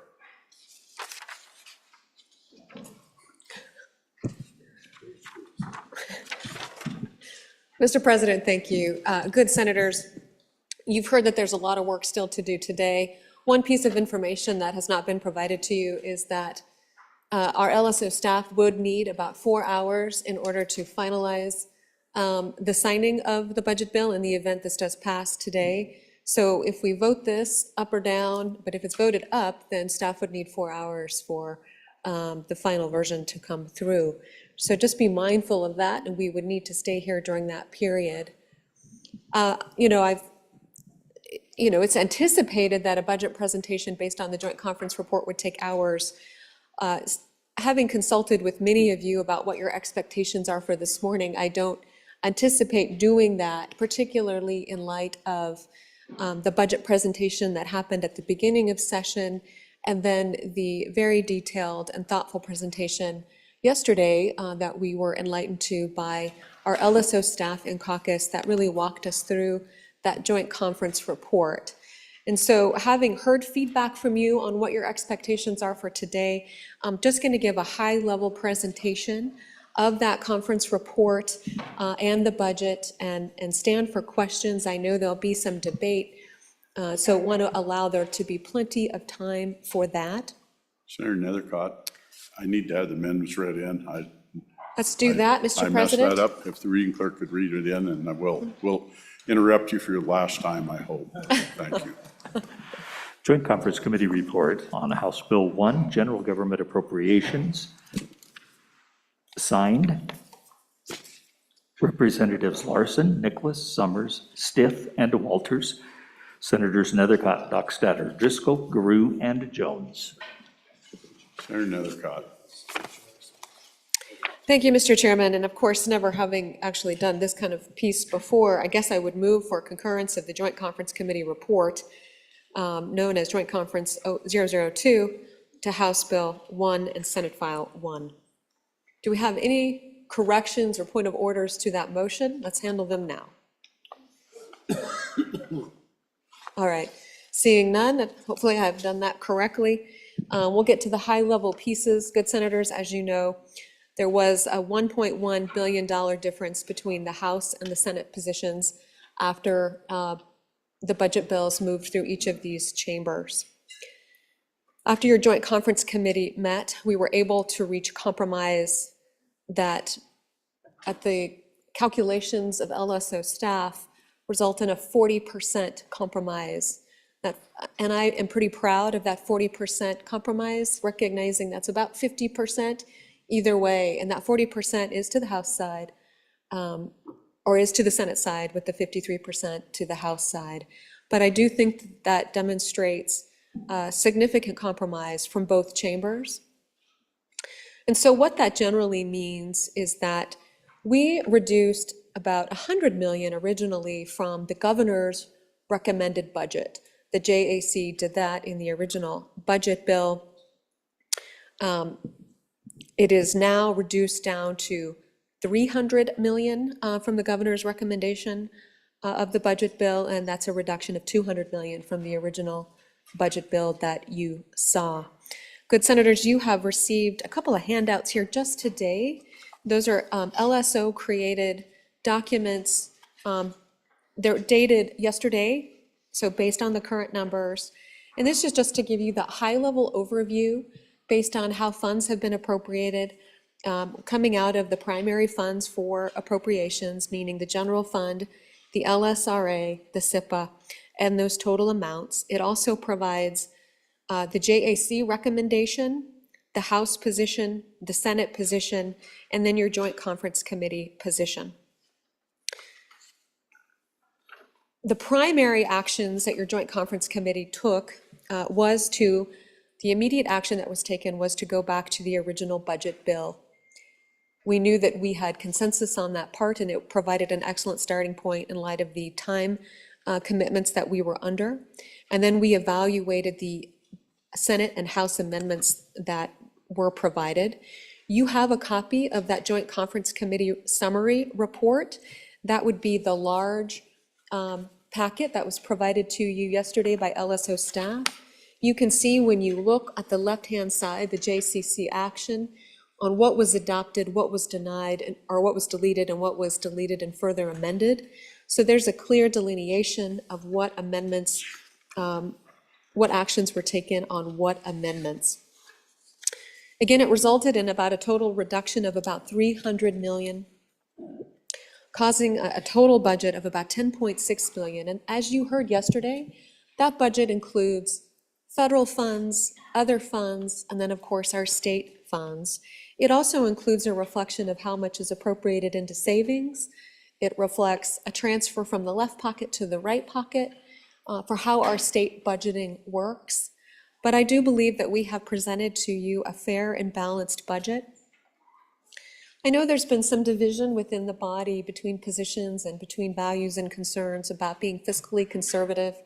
And I can tell you as chairman of this Joint Conference Committee in preparing a budget for you, I'm certainly aware of the Senate's conservative position and the House's position. And the goal is to reach compromise in order to do our constitutionally obligated task here today, which is to pass a budget. So it is fair, it is balanced, it is reasonable, it is within a standard budget as we have seen historically, and there's nothing particularly remarkable about it.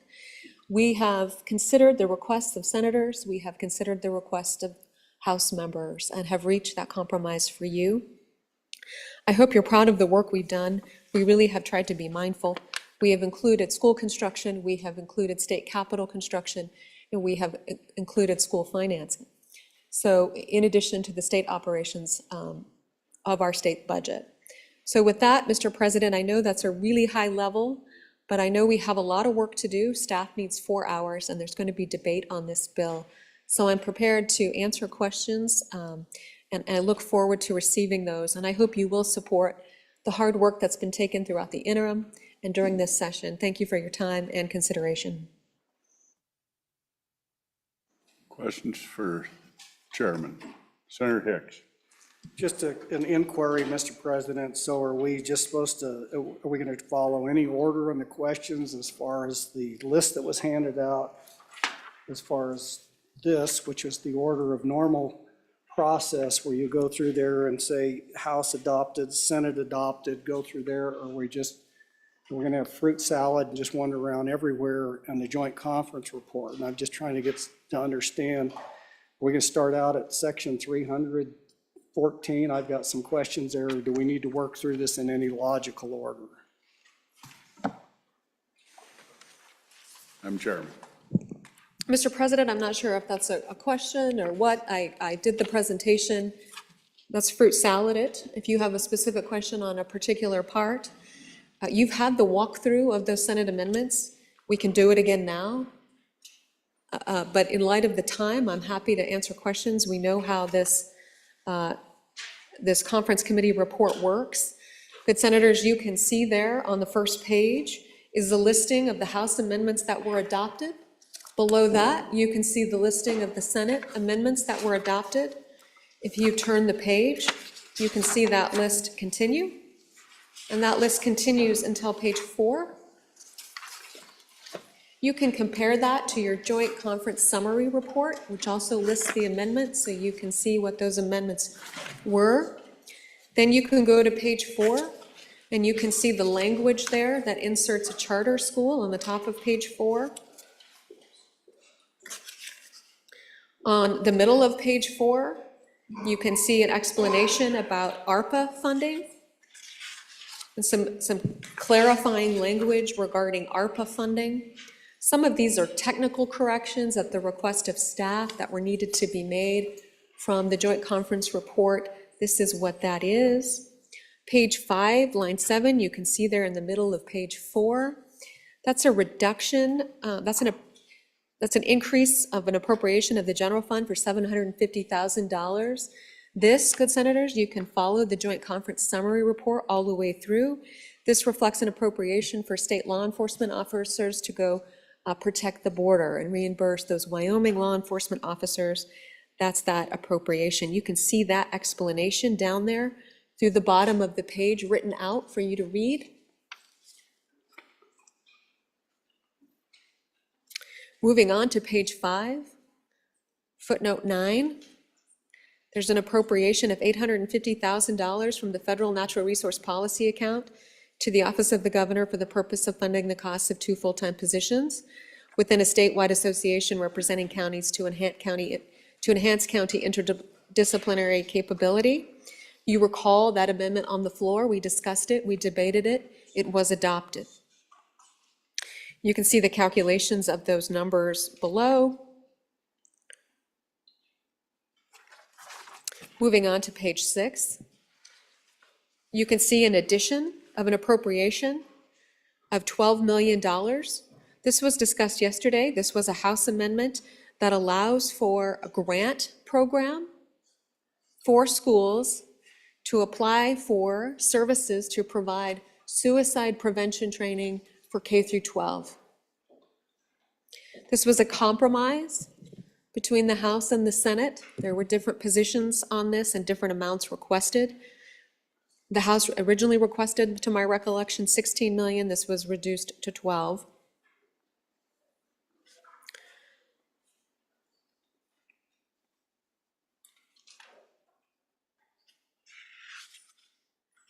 Moving down the page, we're moving into other funds from the Department of Tourism. This is for the, to support the Wyoming Airport for a national competition for airports. This comes out of the tourism account. $2.5 million is appropriated. You recall seeing this in your amendments as well.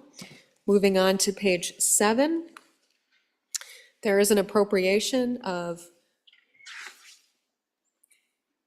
$965,000 to the WICHE program. You can recall that. On page 7, section 3, this is where the capital construction projects start. We can read through that, but I would instead encourage you to look at the handout that you received yesterday that provides that listing of the one-page summary for capital construction projects that were approved. To go back over those again one more time, the Department of Health Veterans Administration facility in the amount of $69 million out of the general fund was removed. The Guernsey Entry Project and the F.E. Warren Air Force Base Power Project was approved to the amount of $55,800,000. Those are all federal funds, so there's no state dollars going into that project. It is the authorization for the expenditure of federal funds. Moving into the following column of other funds, $17 million has been appropriated to the Building Commission for contingency funding associated with pending projects for level 1 through 3 planning. That goes along with $1,750,000 for additional level 1 and 2 master plan studies. Again, you've reviewed some of these projects. There's appropriated $1.5 million to the DFS, to the Boys School for a maintenance project. These again are other funds. We are funding the demo and replacement of the DFS Girls School facility for what's commonly known as Stolt Hall. That's a $37 million total cost. $25 million of that cost has been funded with the BEAD program, the broadband funding. We removed the broadband funding, took that $25 million and put it to the construction costs of the girls' school in Sheridan. The remaining funds associated with that, $12 million, is coming out of other funds, which is the SIPA account. We also have authorized the appropriation of private funds in the amount of $33 million for the INSEE building. We've authorized $7.5 million for the Helibase Level 3 design and construction. That is to be in Natrona County. That comes from other funds as well. We have authorized $6.6 million for special projects. We have authorized $210,000 for the territorial prison, and you can see that list there on that summary sheet. We have removed the appropriation for the renovation for the Riverton office building. We have reappropriated unexpended and unobligated funds that were historically associated with the Jackson Outreach Center for capital construction. $1 million remains with that project. The remainder of those funds is going to matching for the community colleges, consistent with that money's original purpose and appropriation. We have authorized the transfer of properties for the Gillette Community College, which is necessary for that college to move forward. This amendment makes it clear that they are not eligible for major maintenance funds until they reach that 4 mil requirement, so nothing happening there. There's $2.5 million for one-to-one matching funds for Fremont County for a rec center. That is your capital construction that was part of your joint conference committee. That's found on page 7.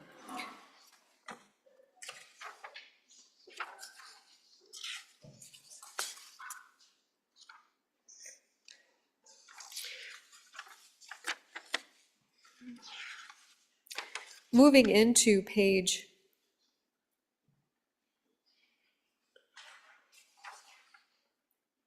9.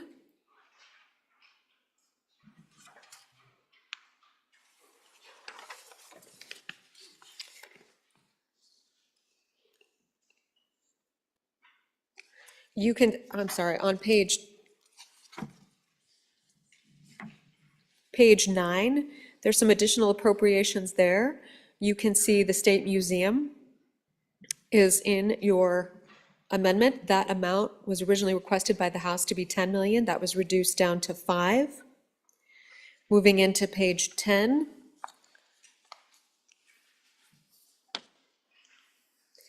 There is appropriated money for the Sweetwater High School in the amount of $150 million. On the bottom of page 10, this is the project for research at the University of Wyoming, originally appropriated $75 million, reduced to 40. Moving into a page 11, this includes language for the Kelly parcel, or I'm sorry, this includes language for an appropriation of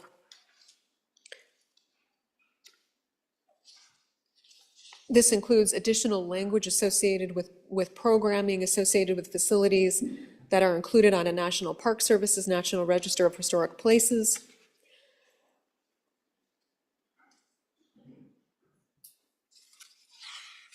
On page 11, line 5 there, page 157 of your budget bill, this would be the $18 million request for state employees to receive additional compensation. That amount has been reduced by half.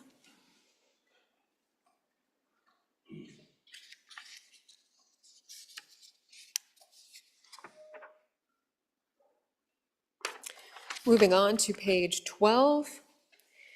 The Senate's position was a reduction of 42 full-time positions. We have reduced that number down to 24 full-time positions, asking the governor to evaluate which one of those can be eliminated or unfulfilled. That would generate not less than $2 million in savings. So a compromise there reaching in half. Here's that additional language associated with K through 12 mental health services on the bottom of page 12. Moving on to page 13 and 14, here we have the Section 300 budget balancers, that's standard language. You've heard conversation about in section 335, the need to authorize the appropriation for the state hospital demolition account. Those monies have already been previously appropriated.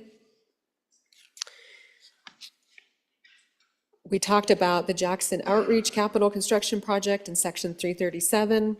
We talked about the Gillette Community College District property transfer.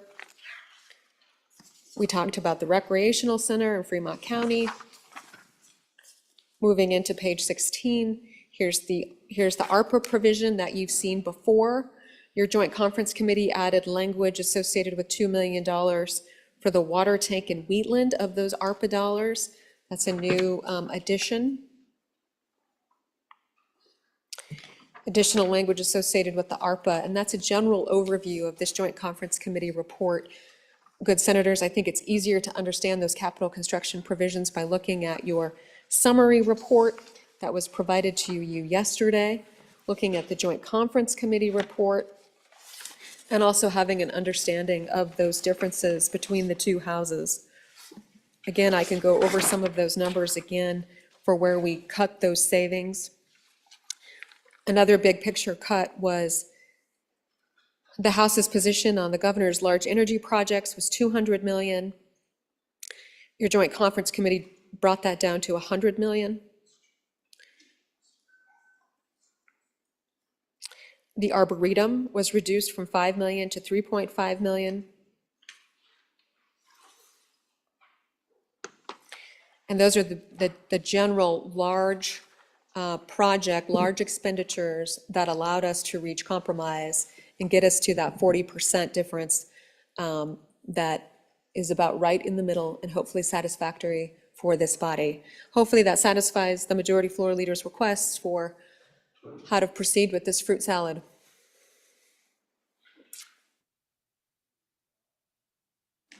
Mr. President, parliamentary inquiry. This is a very large, complex budget. This is the fundamental job we have in a budget session, is to approve the biennial budget and develop one. Mr. President, our Senate rules provide speaking for twice on the same subject in any one day. And what I'm inquiring as to how you're going to define that. It seems to me that if we regard a question on each separate item as speaking once on that item and limit that to the 2 times, then there's ample opportunity for the experts on the conference committee to respond.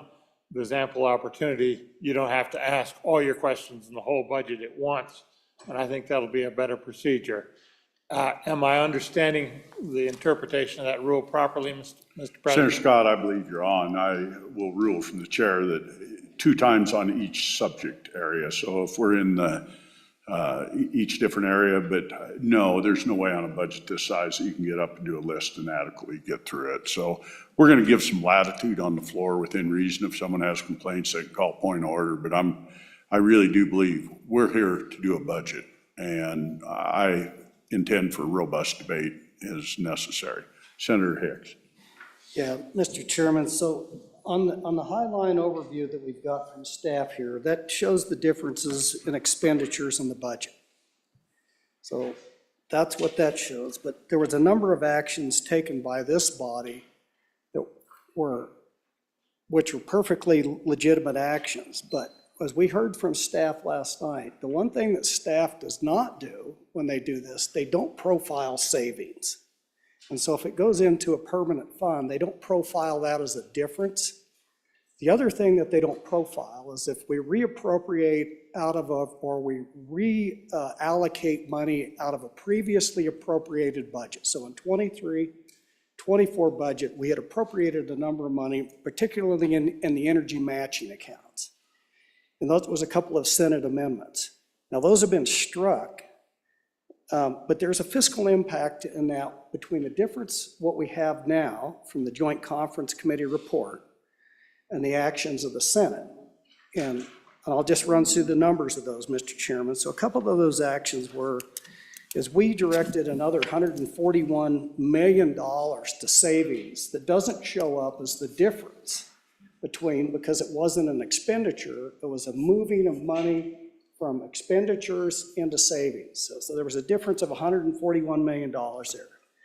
The other thing that the Senate did is they went back and they went into the 2023 money that had not been expended and then reappropriated those for other purposes. That didn't show up because that occurred in the 23-24 budget, because those were already budgeted, so staff doesn't show that. But the net of that is, and I can go through the actual numbers of where that's at, and I think we'll go, when we get into the white rod to look at the overall fiscal impact, we can talk about that. So what you see with the summary that was handed out is this is absolutely accurate based on budget and fiscal of what the budget did. What it doesn't accurately reflect is those other actions taken by the Senate. Those other actions, when taken collectively by the Senate, added up to another $276 million. So that's the difference between where the House was and what the from what the original Senate, from the original Senate position to what the Joint Conference Committee. And so if you calculate those into the difference between where we're at, the current budget and the JCC report is roughly 50-50. But if you add in all those other actions that this body taken, we're now at about a 70-30% ratio, because it's another $276 million that this body took an action on that were then deleted and not accounted for in the budget. So if we add in those actions by the Senate, there's about a 70-30 split between the monetary value of what came out of JCC and what the Senate's position was. So 70% to the favor of the JCC and 30% to what the Senate's position was. And so I just want to make clear as we move forward, there's other things that this body took, specifically with redirecting those to funding and then reallocating some of those from the last budget. So the difference a little bit bigger because of those actions that this body took. And I'll give you a perfect example of that, Mr. Chairman. And so this body went in and modified the spending policy. That spending policy would have resulted in $141 million additional savings going into the Permanent Wyoming Mineral Trust Fund, the corpus, and the Common School Permanent Land Fund. But because those were moving money into a permanent savings, they're not accounted in this. So there's an example that we took a position to put $141 million in a different account. And so the question is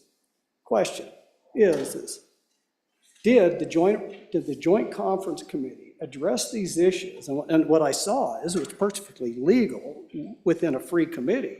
They don't have to work between the positions of the two bodies, but they just deleted those completely out of the Senate's position to the tune of $276 million. And I'd just like to get a little explanation why our conference committee did not include those calculations into their negotiations with our colleagues down the hall. Mr. President, just a point of order here. It wasn't clear to me your ruling on the Senator from Bates Creek's question about 2 times. Madam Chairman, on an individual section of the budget 2 times, and as always, it will close when you have spoken for the second time. So the floor needs to be aware once it's come the second time, that portion of the budget will be closed. Senator Rothfuss. Point of order.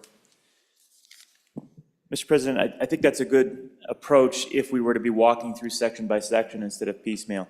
I don't think we're going to do that. I don't think it'll be possible to maintain that.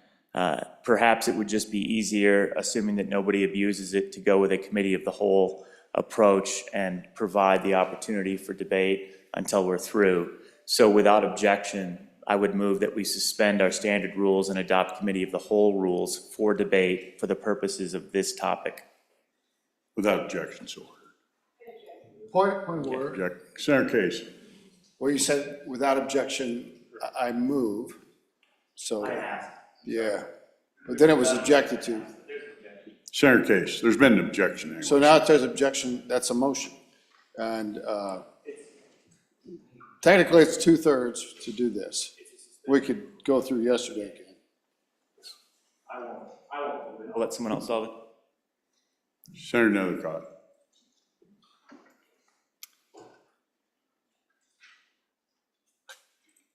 So did we move to suspend the rules? Well, then I won't speak for my second time, Mr. Okay. President. Thank you. Further questions?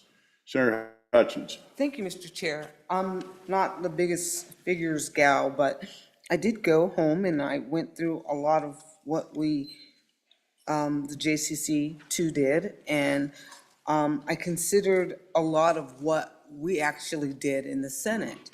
And I did a lot of counting, a lot of stuff the Senate did was deleted, and a lot of stuff the House did was kept in. And I was concerned when I looked at this page, and maybe I can get an answer on it. The part that are in gray, I'm assuming, and I can hopefully get an answer, that any Senate amendments that we put up since you went back to the House's original version to us, everything we did was totally wiped out as if it never happened. So, for example, if on one of my amendments, I asked that we not spend money on the statues, but keep that money to the ballards and the acoustics. So in my estimation, that's gone. We will spend money on the ballard, the statues, and the acoustics. So that's one question. And then I wondered about some of the things that we were really overwhelmingly said no to, like the museum and the arboretum. Those are back. And then I heard on this sheet, if you look at it, where it talks about the Helibase complex, it says the location is unspecified. And today I heard it's moving to Natrona County. So that was a little bit of a difference from what we did here in the Senate. And those were my main questions, and I'd like to get those answered. Thank you. Thank you. I'm going to ask for a little latitude once again on this, and it can be objected to. But the chairman be allowed to answer questions more than twice. Otherwise, we're going to end up with a list this long. As long as they're answering questions, not putting up debate, that they be allowed to, at least the members of the committee, answer questions. Is there an objection to it? Senator Ellis. Thank you, Mr. Chairman, or Mr. President. My objection was to members of the body that aren't on the conference committee asking questions. I think we should be limited to 2 times. I don't have a problem, or I don't object to the members of the conference committee responding. As long as they're answering Longer than questions. that, as long as they're answering the question. So that, I just want to clarify why I objected to the request by the minority floor leader. That's the way it'll be treated then. Thank you. Yeah, Senator Hutchins, go If you ahead. don't mind a quick follow-up, Mr. Chair, I'd appreciate it. One thing I did not ask, but I wanted to, it's kind of personal. It's like, did the committee feel at all disadvantaged by going back to the original instead of keeping with what the majority of the Senate spoke to? Thank you, Mr. Chair. Senator Case, then Senator Drew. Oh, Case is leaving. Senator Drew. Thank you, Mr. President. I'll attempt to answer some. The last one I didn't get real well, but as far as the maquette's concerned, I think, yes, they are back in at the end of the day. But I want to go back to a further statement that the good senator made, and I want to clear up a perception. On this sheet here is another sheet of the proposed amendments for discussion purposes on the conference committee report. And it shows here the amendments, Senate amendments that were adopted. And I think it might be worth a second just to run through those. So to dispel this notion that we just blew off, the conference committee blew off all the Senate amendments, and it did nothing of the kind. Second, I want to, and I'll go through those in just a minute. Also, then I'll work back to the good majority floor leaders question. So let's start with this sheet and just talk to the lower half.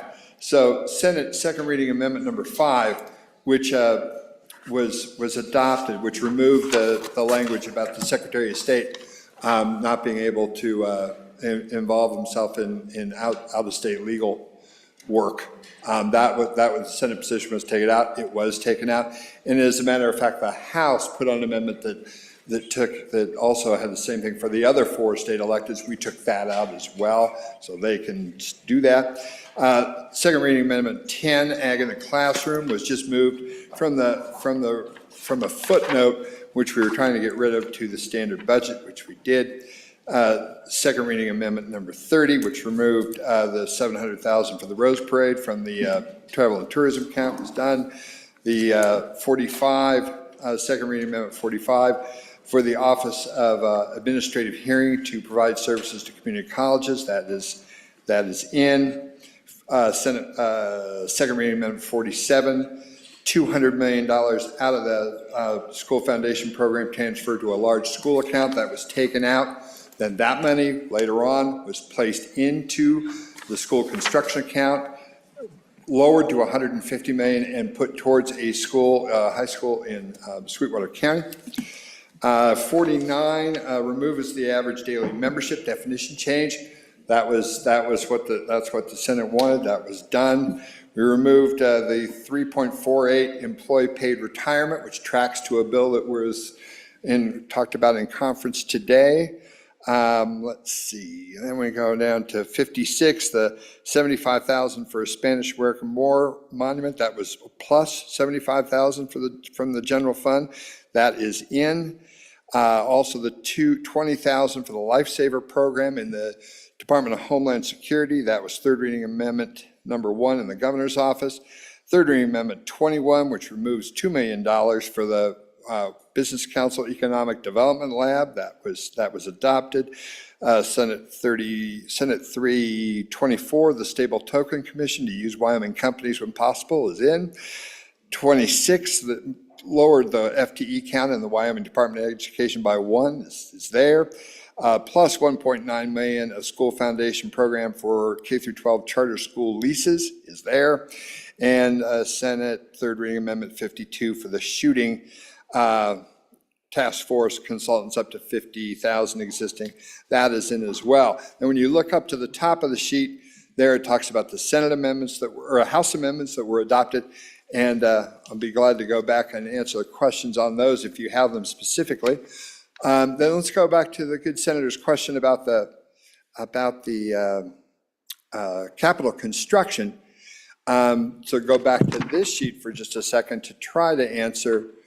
I believe the easiest way to say this is just running down from the top of that sheet as the good chairman did, the 17 million, all the ones that say S13, the 17 million, the 1,750,000 on 1 and level 2, and the contingency money. Those were for projects that are already in the works. So we felt we had to do those and we had to continue working with them.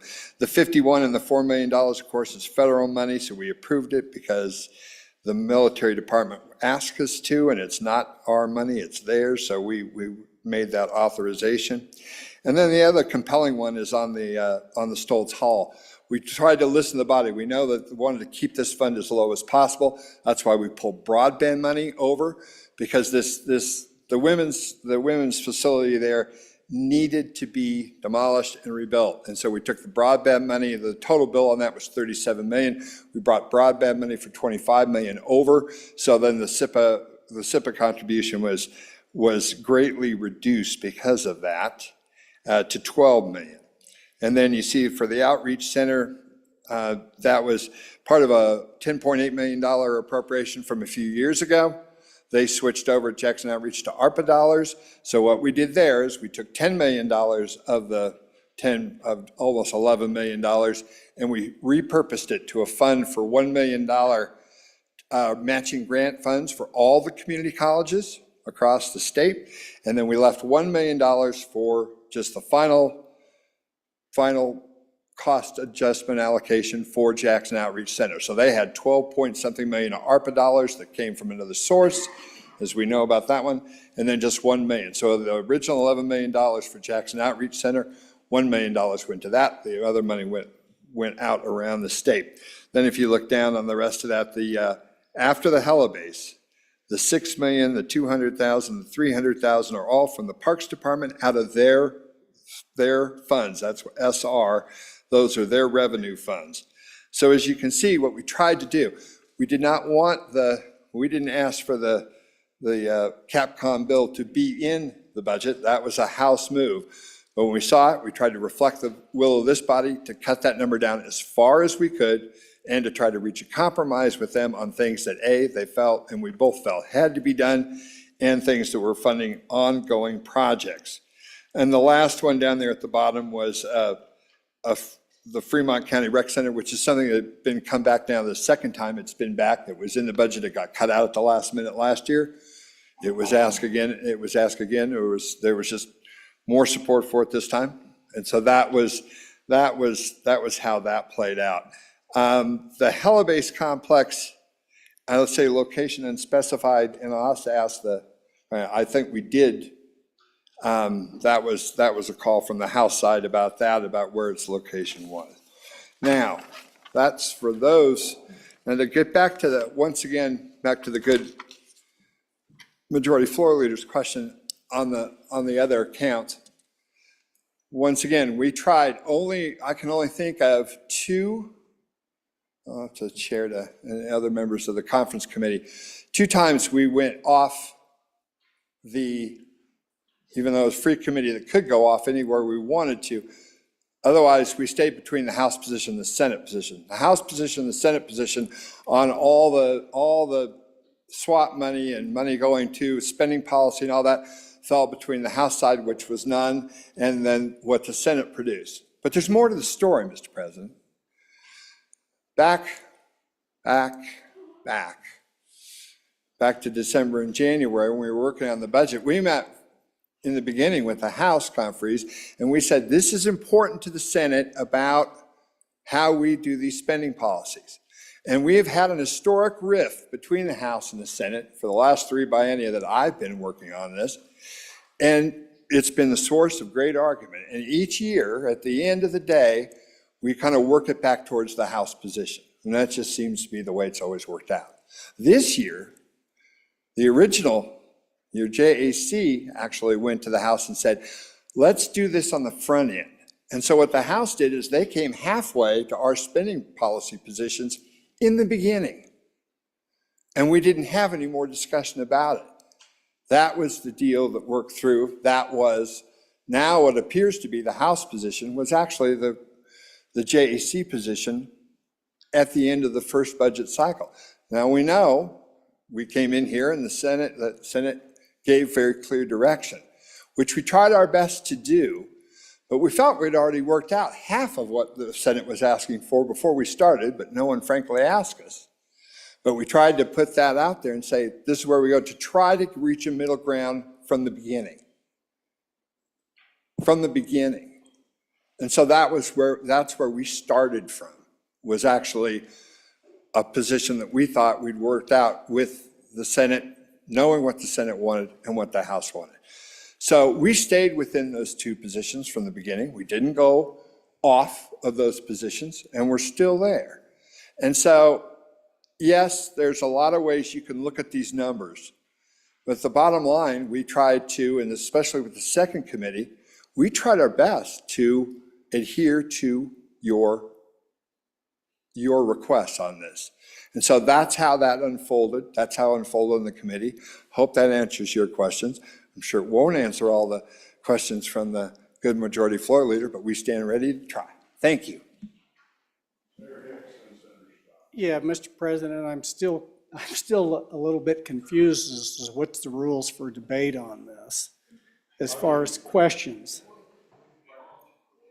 I will allow fairly great latitude. If I think it's being abused, I'm going to ask so, if the body wants to battle with me. But I really believe we need to get this as ironed out as we can. I don't want to go to combat. Senator Nethercott. It's my understanding that that the Senate just voted, and it was Senator Ellis's motion, that members of the joint conference could answer questions unlimited, but everyone else was limited to 2 times. Correct. So if you have more than 2 questions, you only get to stand 2 times unless you're a member of the joint conference. And if you're a member of the joint conference, you're limited to answering questions. So, Mr. Chairman, further clarification on that, is that 2 times on each subject, or is that just 2 times on the budget? Because I've got a lot of questions on the budget, so, and I can go through them, and probably take about 20 minutes. And we'll come back and do those, or is it just on a specific subject? Is it 2 times only on the entire $10 billion budget? Because that's what I just heard, Mr. President. No, by subject. What's that? By subject. By subject. Okay, back on the subject, for my second time, specifically with the question I asked. I would agree with my colleague when it comes to mineral severance taxes, the federal mineral royalties, and the severance taxes. He's accurate that this has been a discussion for a number of years, and we've gone back and forth. The issue I was particularly talking about is the spending policy, which is completely different than both the severance taxes and the federal mineral royalties. Those are 2 different issues. Specific to the spending policy, there was no position to JAC on that. We took a position, and my question is why was there no discussion? Because it could have very easily been what was normal process in JAC. It's just compromise and come to the middle between the House position and the Senate position. That $141 million could have been split up, and I'm just trying to understand why that was just completely taken off the table, because that was a Senate position that had, I believe, 18 or 20 votes on it. On the mineral severance tax and the federal mineral royalties, there was a position that JAC came out with the budget, what was to adopt the normal House position. Well, it was actually the Joint Conference Committee report for the last couple of years. That was in the budget. We further amended that for the purposes of trying to clarify and simplify the flow of how taxes and revenues come into the budget. And we got rid of the second cap on that, Mr. President, and I'd just like to understand if there was any discussion by our JCC committee, if this was a position that they wanted to take in to try to defend the position, which they certainly didn't have to. I just was wondering if there was even any discussion about offering up a potential compromise with our colleagues on the other side of the building on those issues, versus just delete that. I'm trying to understand, Mr. President, because we never had an opportunity to sit down and discuss that with our Senate Joint Conference Committee. We didn't have that opportunity. So I want to know, did that discussion occur amongst our own members in the Joint Conference Committee prior to going into the House, is that we would take a position on trying to compromise on those issues or not? Senator Nethercott. Thank you, Mr. President.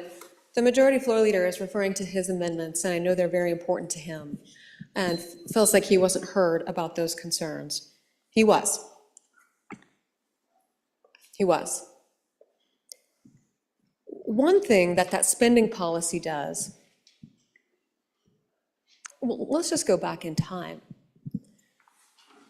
Reevaluating the statutes and our spending policy was not something that your Joint Appropriations Committee did in establishing the budget bill.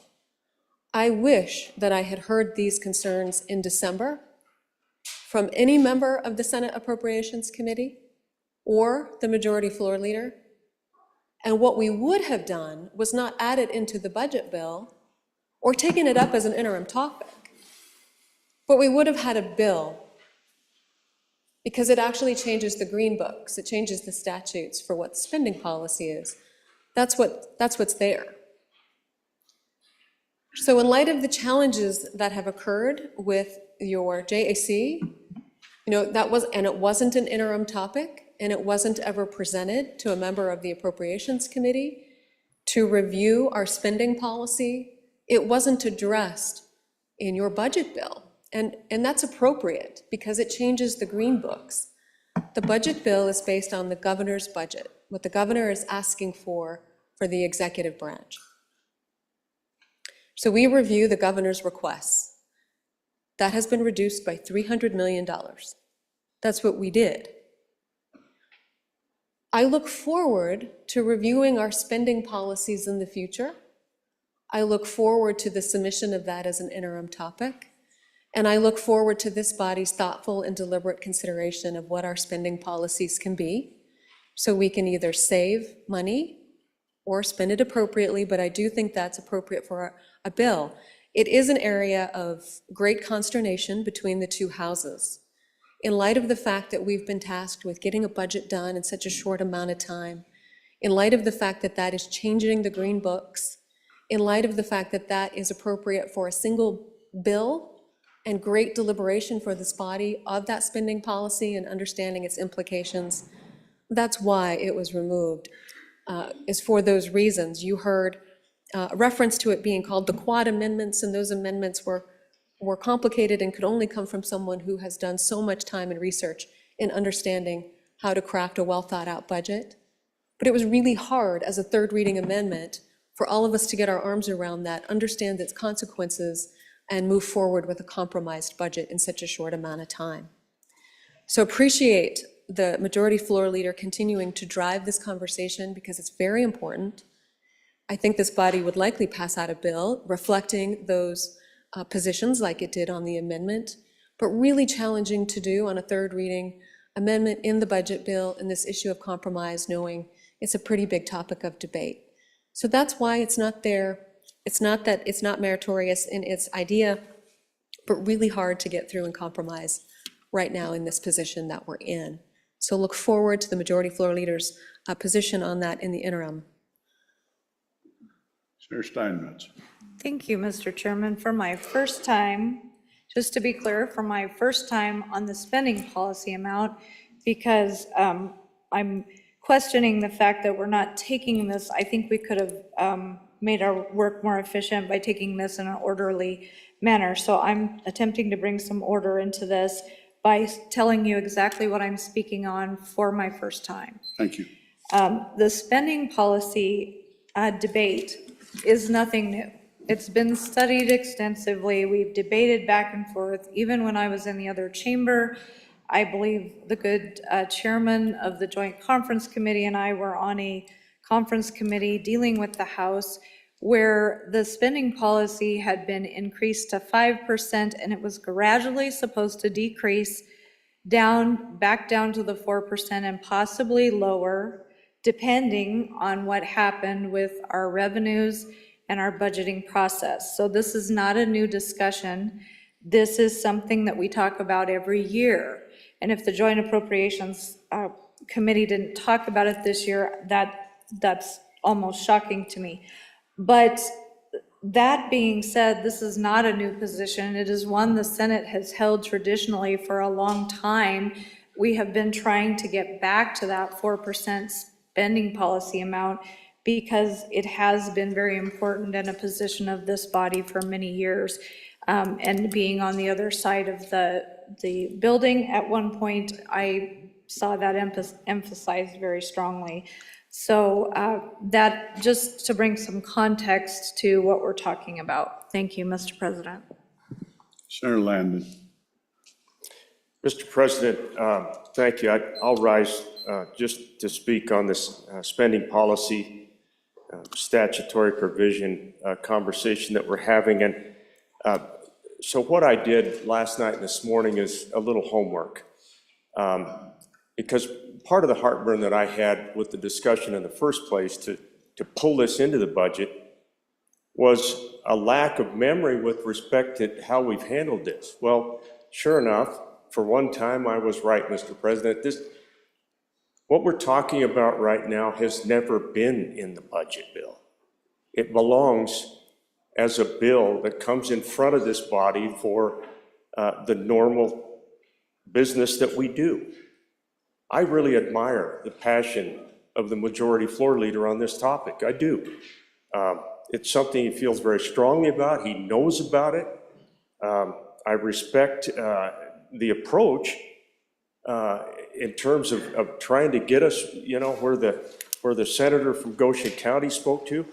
But folks, just for the record, this has never been in the budget. This comes to us in a bill. It just does. That's the way we've always handled this, these spending policies. It comes in bill form. So it's very difficult. I can't speak for our committee, but I would imagine that's a pretty difficult position to go down there and say, well, we're gonna change the green books this time. So I'm sure that was part of the basis for where that conversation started, Mr. President. Thank you. Senator Scott. Mr. President, we're ready to move on from spending policy and ask questions in a different area. Mr. President, I'm going to have questions on two major items, 225 million roughly in the budget. And then there's a number of minor, lesser items that I hope other people will ask. But if I'm going to. You can blend them. I'm making notes. You can blend them together. Okay, so I can, should I ask both of them at once right now on the major ones? I think we should. We should go ahead and bundle, and we'll keep notes on individual times. Okay. Mr. President, then, two questions. One is in the university budget in the 300 series. There was a $75 million research item that was compromised, as I understand it, down to 40 million. It was the House position was the 75 million. We had none, although frankly, some of us here, myself included, thought the House was right on that particular one. My question is, in general, splitting the difference is a good compromise. In this one, is it the nature of it, we got to have the whole thing or none of it? Or is it an item where doing part of it makes sense and we can then come back and consider anything rest in another year? What's the nature of that? Is a compromise reasonable, and what evidence do we have on that? So that's one question, Mr. President. Second question, Mr. President, is on the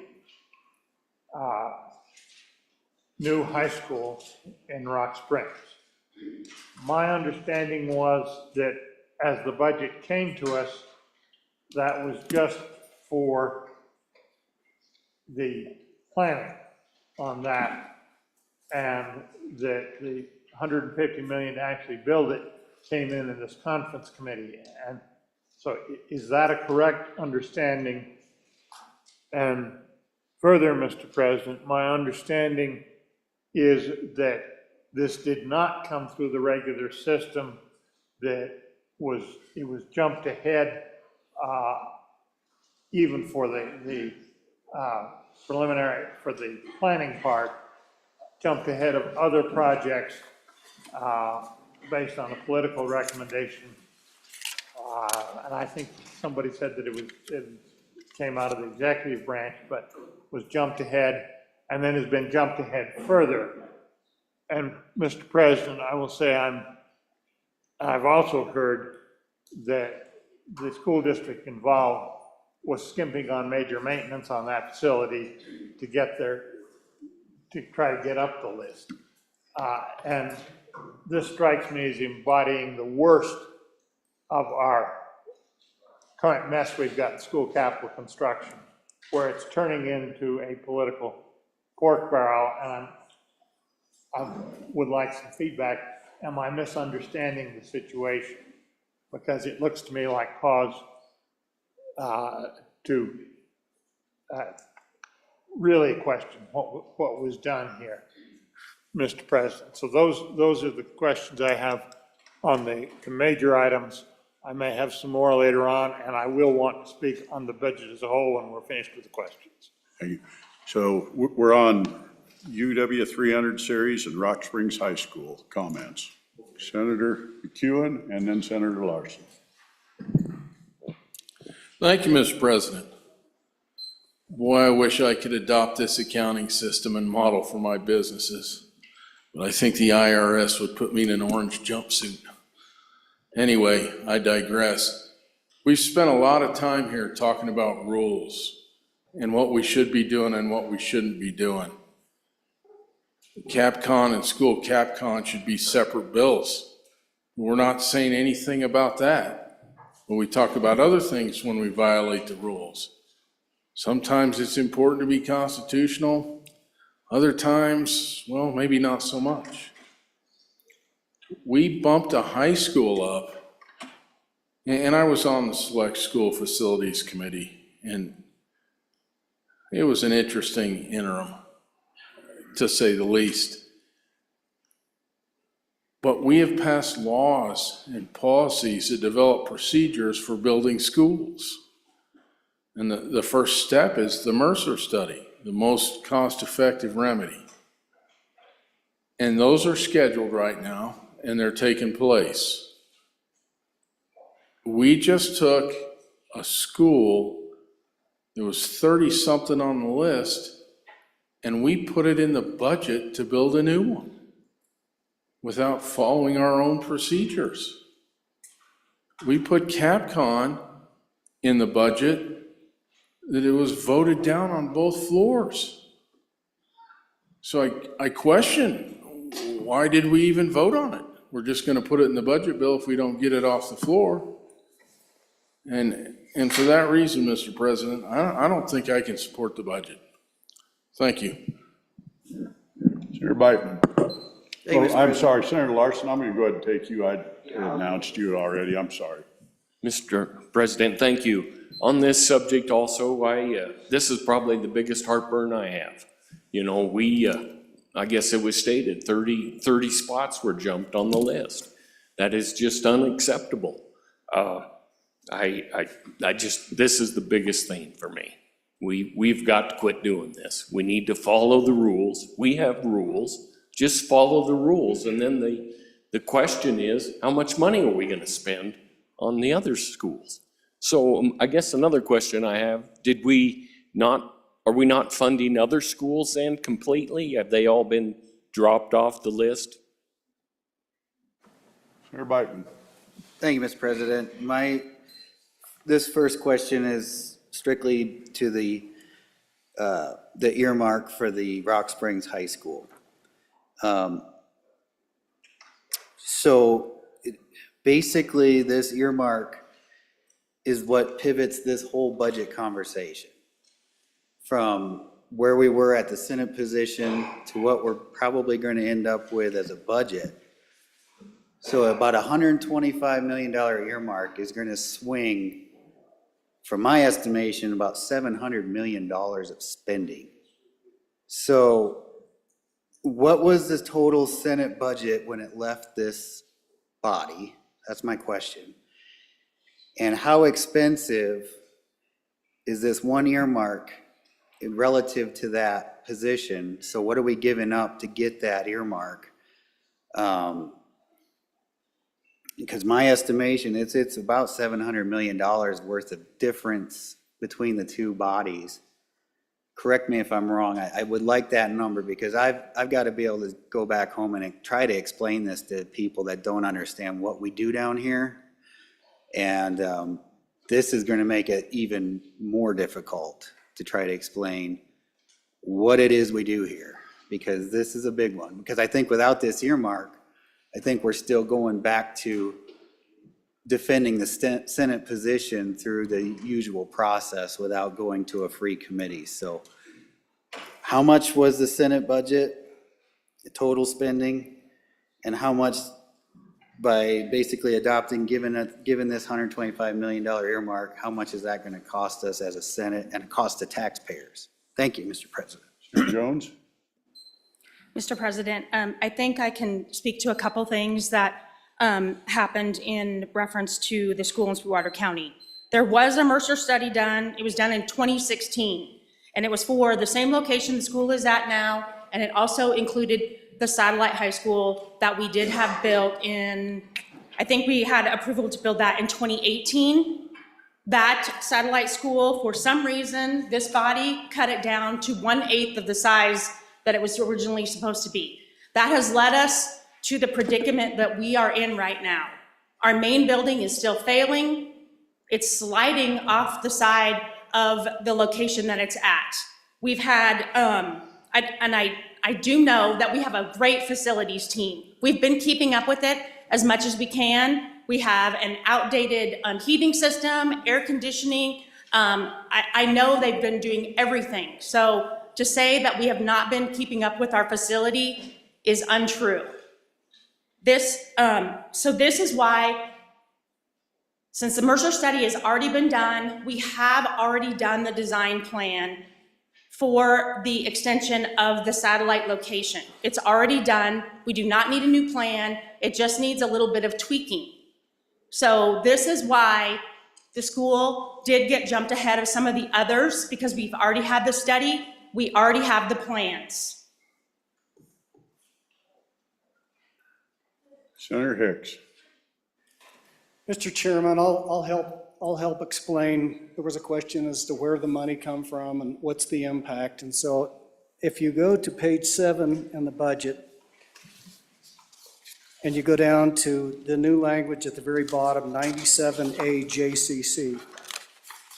So members of the body, this was a decrease of $150 million. Now there's only going to be $400 million transferred to the from the general fund to the Permanent Wyoming Mineral Trust Fund reserve account. So, and I actually did communicate with the chairman of the appropriations, and early on I had staff go look prior to the budget meeting even and say, what do we need to appropriate to get up to our commitment that we had made last year to get to 5 times the spending policy in that reserve account for the purposes of the state treasurer's office to generate more revenue from the Permanent Mineral Trust Fund.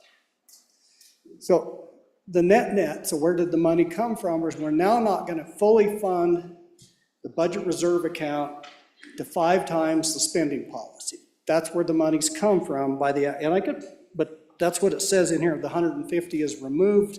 It was normally transferred. I conveyed this discussion with the Joint Appropriations Committee that we need to get that fully funded. So now we're not going to fully fund it. And if you look at the white rod that the staff provided last night, you can see that reduction between what the Senate's position was and the impact associated with this. There's some other things that are now along the flow in that. So if you go to your white rod and you go to page 1, and you go down to Permanent Wyoming Mineral Trust Fund Spending Policy Reserve Account. This is the account we set up last year that's supposed to be 5 times the spending policy. It allows the state treasurer to then make longer horizon investments on the permanent funds. So if you go down there and then on line 65, you can see the Senate's position on that, and it was consistent with the JAC action to get that 5X up in that spending policy was $814 million. And then if you look over and see the JCC action 2, will it end up is $552 million in that. So we're not going to be at 5X in that budget reserve account. And you can see that in the action of the Joint Appropriations Committee on page 7 down there at the bottom where it says decrease $150 million general fund in section 300E to $400 million transfer from the general fund to the Permanent Wyoming Mineral Trust Fund reserve account. So, and I could be wrong, but it looks to me, to answer the question, is that's where the $150 million came from to address the issue that we're discussing. So if it's not correct, I would like to know where that $150 million is going to that came out of the reserve that was normally based on the JAC action. And the budget presented to the floor was to transfer that money into that reserve account to get to 5X. Thank you, Mr. President. So the $150 million for the school came out of the previous appropriation that you saw in your budget bill. Do you remember the very robust conversation about the $200 million appropriation for large school savings account? Do you remember that? Yeah, a lot of discussion about creating another savings account for school construction. So that was in your budget bill. The Senate moved to delete that. We adopted that deletion, and so that would have reverted 200 million.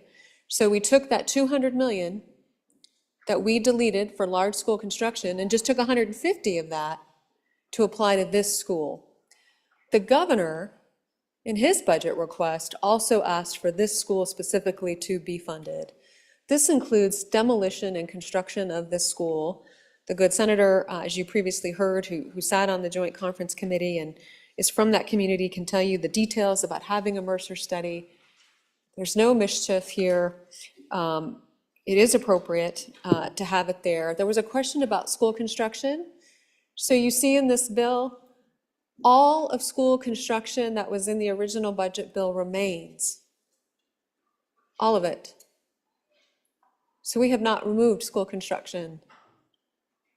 So important for you to know that so many state schools are in there to continue with the progress that we've made on that front. And I'll let others defend all of the challenges we have with funding school construction. The question about whether or not the reduction on the UW funding, yes, the reduction is fine. It'll work with the project. We made sure all of that was okay. So thank you for those concerns. Anyway, I hope I've answered the pending questions that have come forward. Look forward to some additional questions. We're about to close UW funding and Rock Springs High School. Senator Landon for your second time. Mr. President, not to hold us up, but I do want to, one more time, try to help some folks understand some of what we do in school facilities. I think it's unfortunate, and I would certainly encourage any of our members at any time to join us at one of those school facilities committee meetings, or to sit down with the State Construction Department, the School Facilities Division. Very easy to do that, and it certainly would help to understand all of the things that go into the prioritization of our school facilities. I think it's unfortunate that that certain folks have just not been able to make it. And as for this last year, many of the decisions that were made with regard to a previous assessment and a brand new assessment were made at a meeting that my friend from Bags was unable to attend. And so I don't blame him for not understanding all the nuances of what went into that. But the fact of the matter is, we made a very calculated recommendation, and we sent it on to the Appropriations Committee, and we sent it to the governor as well, so that the executive branch of government was well into what was going on over in Sweetwater County. The new assessment takes into account a lot more things than a building. It takes into account what you just heard the senator from Sweetwater County explain, which is the entire environment there, which is sliding off the hill. My mom used to say there's never a good time to have a boil. Well, there isn't a good time to have one in Sweetwater County either, but folks, this is a building that's going to need to be replaced. One of the reasons that it jumped, and it was number 11 on the assessment list of the second list, number 11. So when we jumped it and made that recommendation, it was all based on the fact that we just did work over in Sweetwater County, and within the last 8 years, we had done a Mercer study and another Mercer study, and we set down a satellite school with the express purpose of being able to build on to that school with what we've talked about here today. So the groundwork was all laid. There's a design in place, but you have to go back in. You let it sit for 3 or 4 years, you're gonna have to go back in and do a new design. That's what the purpose was. What this joint committee did was to say, you know what? We're not going to put a savings account in place, but let's get some money on the ground so that when those processes are completed, we can get going. We're going to have a lot of impact over there in the southwest part of the state, Mr. President. That was one of the hinge points as well. So, as you can tell, I get the hair up on the back of my neck a little bit when processes are impugned, especially when we have members who can't make it to the meetings where we make those decisions. or have never attended a school facilities meeting ever? Thank you. Senator Hicks. Just keep in mind of the announcement earlier, the clock and conference committee meetings and stuff. If we could wrap this discussion up specifically to this issue, I would like to adjourn for lunch. We'll complete UW and Rock Springs High School. Senator Hyde. Thank you, Mr. President. I've spent a lot of time last quarter century rehabilitating 70-year-old buildings, built in 40s, 50s. I'm just curious, I haven't heard how old the building is, that Rock Springs High School. Thank you, Mr. President. Senator Beitman. Thank you, Mr. President, and thank you for the answers to some of my questions, but for my second time on the Rock Springs earmark, the total cost to Wyoming taxpayers as a result of that one earmark, because that's pivotal. That's this whole discussion, this whole budget, and where we're going to be voting on today is how one earmark can blow up the whole budget. So what was the Senate spending when it left the building, when it left this body, went down the hall, to where this Joint Conference Committee 2 position is on total spending, and what that difference is because of this agreement that was hammered out with this earmark to make that possible. 125 million aside, how much extra spending did that one earmark produce? I'm guessing around 700 million to $1 billion, but I don't know that number, and I need to know that number. Thank you. Senator Steinmetz. Thank you, Mr. President. First of all, just a clarification from you. Is this the financial end of UW or the entire part? If you're going to close that, then I have some questions on UW, but if you want to go to lunch first, I would hold the other parts of the UW budget that we affected until after. So This was the UW as far as the 375 million. You'll be able to ask questions on more UW okay, after so lunch. if I can ask questions, I'll defer those You will. till after I'm trying to lunch. be pretty Thank specific. you. High school, UW, and I will close Thank you. sections as they come up so Thank that we don't drag them back up. Senator Drew. Thank you, Mr. President. We're to my good friend from Sheridan County, we're working on getting those numbers to you on the total, but I want to push back just a bit on the general premise of the question. What begat what as far as spending? And and I enjoy always the artful use of words on the floor here. Always do. Try to do it myself whenever I can. But please, these words just trip out off the tongue and then all of a sudden they're part of the lexicon. So I want to push back just a little bit. Earmark, no. Simple, direct. Earmark, no. Okay, good. Now,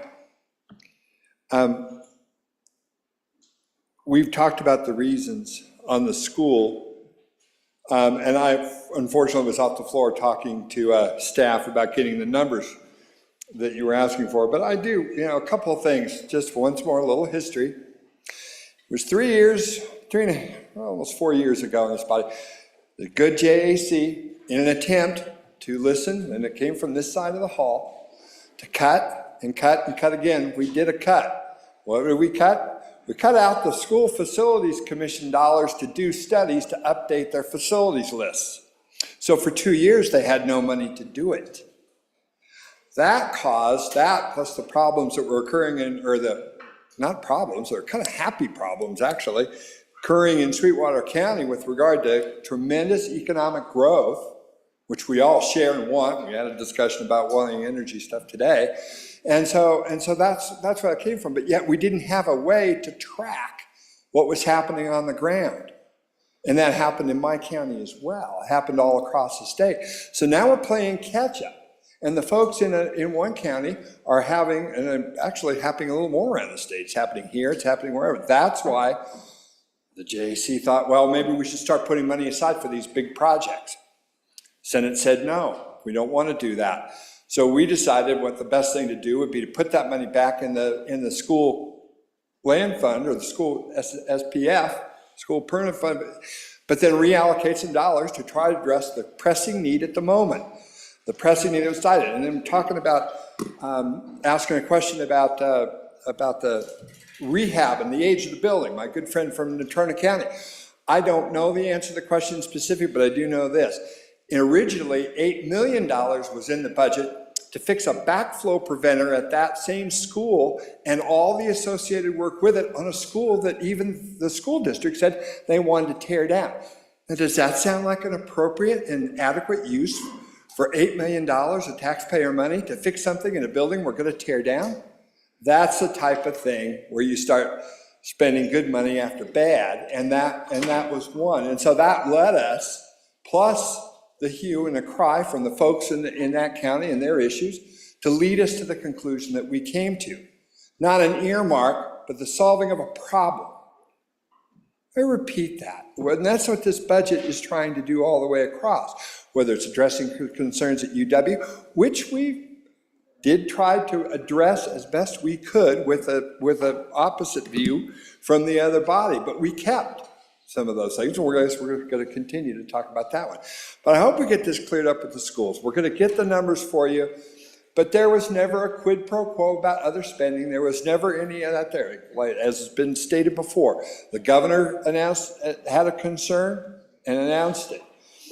We tried to address the concern in a responsible way, still put the money there for the school, allow them, as the good senator from Natrona County was speaking about, to let them go through the process. And then if they go through it and it's acceptable, the money will be ready to deploy. Everyone here knows the ravages of inflation on these costs, and we were just trying to make sure that we spend our money as well, your money, our money, the people's money, as broadly and as efficiently as possible. Is there another copy? Thank you, Mr. President. My recollection is that the school was built in 1950, so it's 74 years old. And there was this concern about, I believe the appropriation was almost $9 million to put in that component part for a building that needs to be torn down. That was the Senate's position. I guess probably having a little bit more information about the condition of that building and the prudence of that, your joint conference committee thought it was just appropriate to adopt the governor's recommendation to eliminate the $200 million in that savings account for school construction, and just to vote that to that critical need for that school. I know that component part was critical to its continued operation. It's about to fail. If it fails, the building fails. So it's urgent. It's urgent. I certainly would prefer not to be debating this on the floor in order to get this budget passed, but it is solving a problem that is real. It is very real. The governor identified it as real, and I would urge you to do the same, that in order to keep that school going, we either throw in a $9 million appropriation for a building that's going to be torn down, or we just fix the problem now. And that's what we've chosen to do. I don't completely track the senator from Sheridan County's question completely. So I'll restate some of the positions. The House added $360 million to the Joint Appropriations Committee budget from the original budget bill. The Senate reduced $767 million. We met in the middle and have reduced $200 million down from the original budget bill. I would also urge you to go back and look at those handouts that you have received today in order to help assist in answering this question that I don't fully understand. Look forward to getting further clarity, where you can see the different positions as coming out of this body. You can look at either one, or you actually look at the one that looks like this, and it says 2024 budget session comparison of traditional account spending for budget bill, locals, and state-funded capital construction.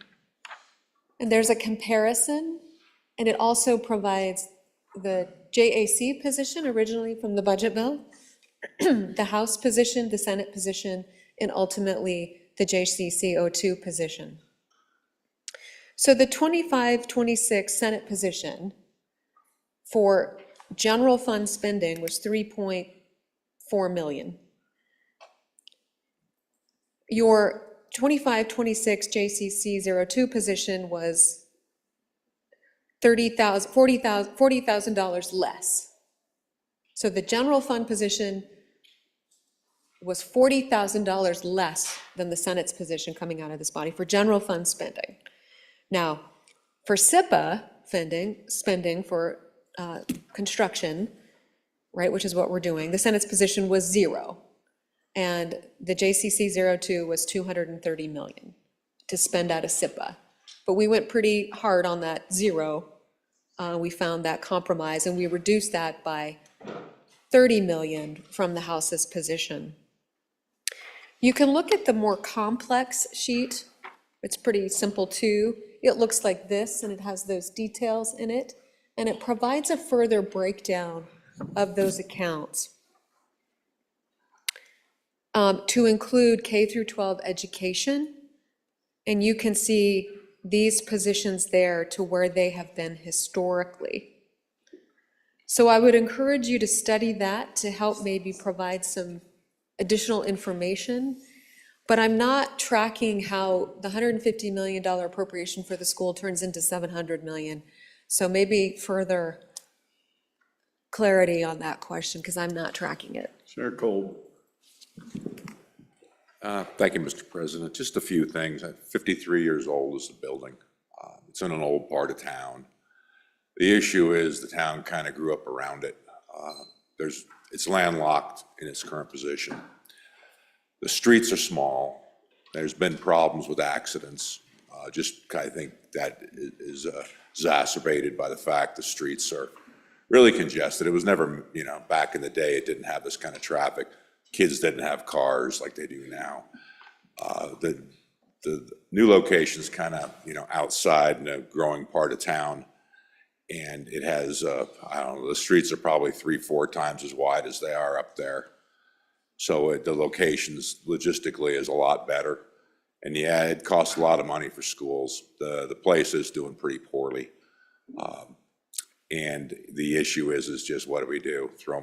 Sometimes throw good money after bad, sometimes is appropriate, but I think in this case, it's a larger issue.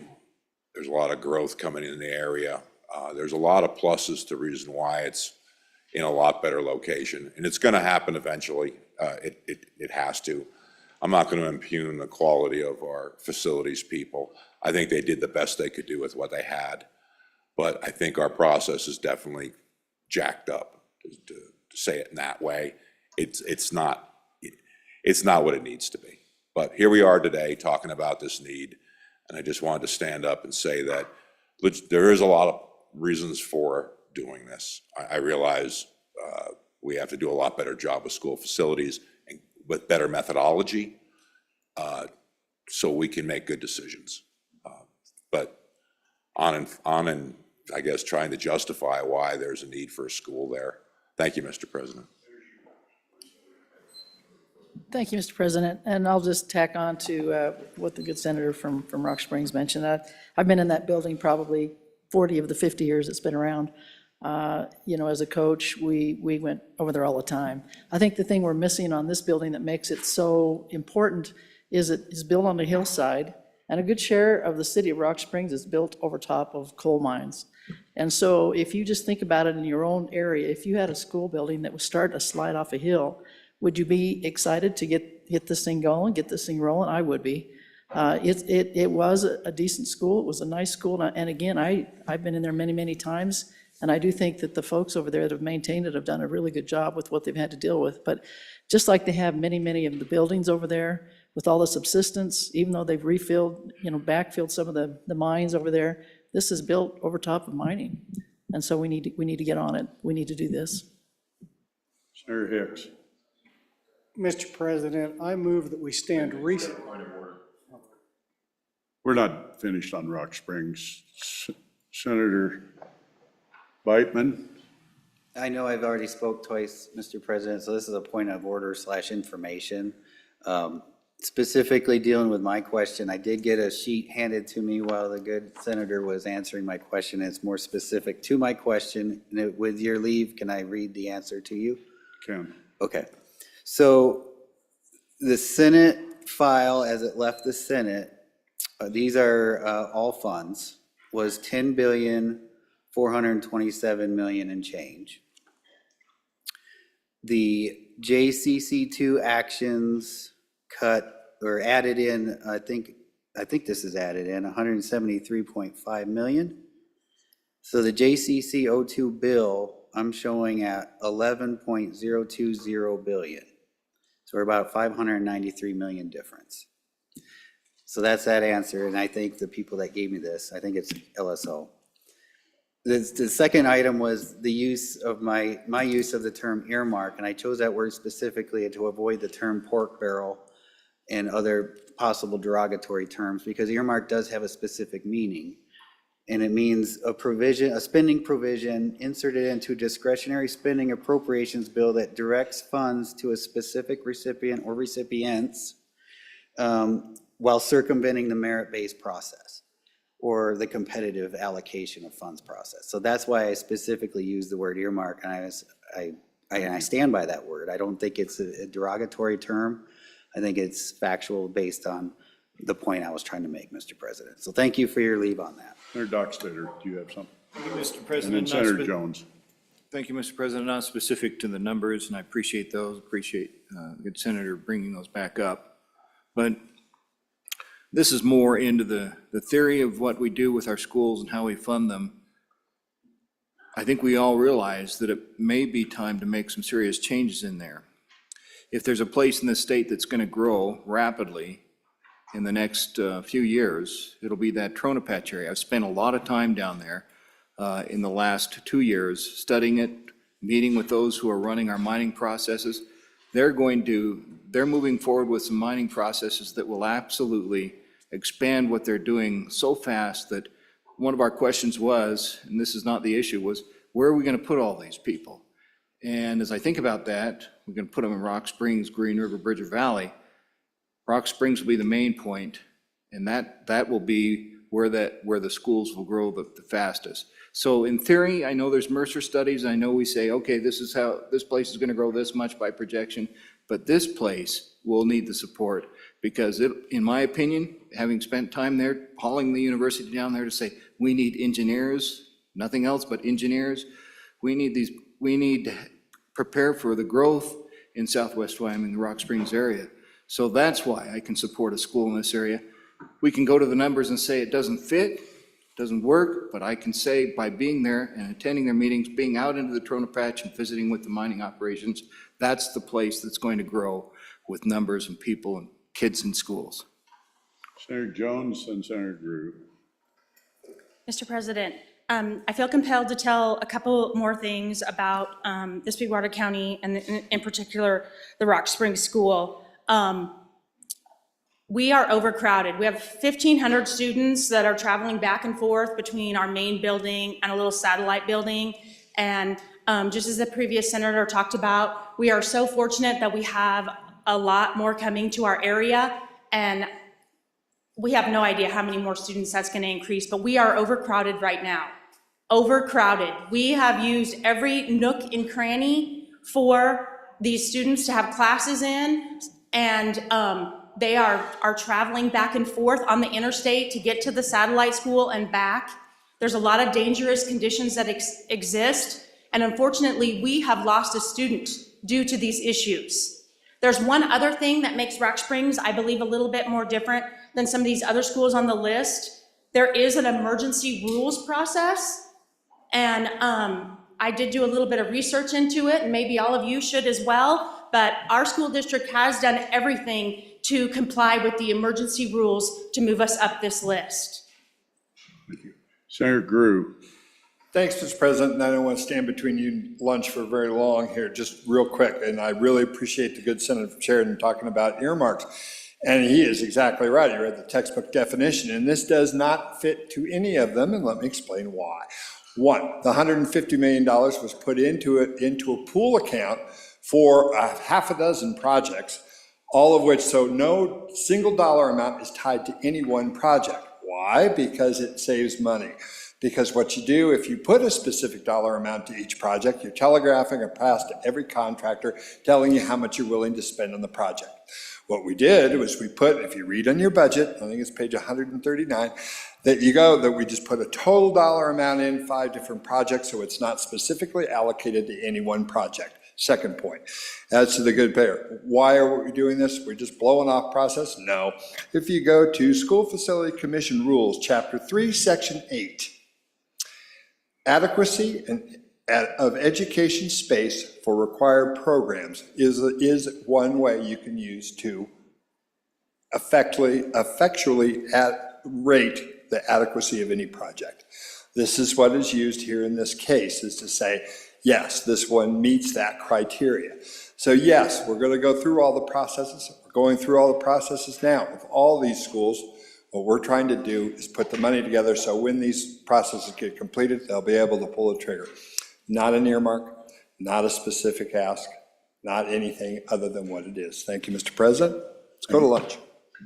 We're done with the budget real quick. We've got messages from the House and possibly the governor, and then we'll go to Majority Floor Leader.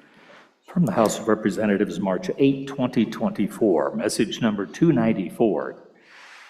Mr. President, the House adopted Joint Conference Committee number 2 report on House Bill number 1, General Government Appropriations.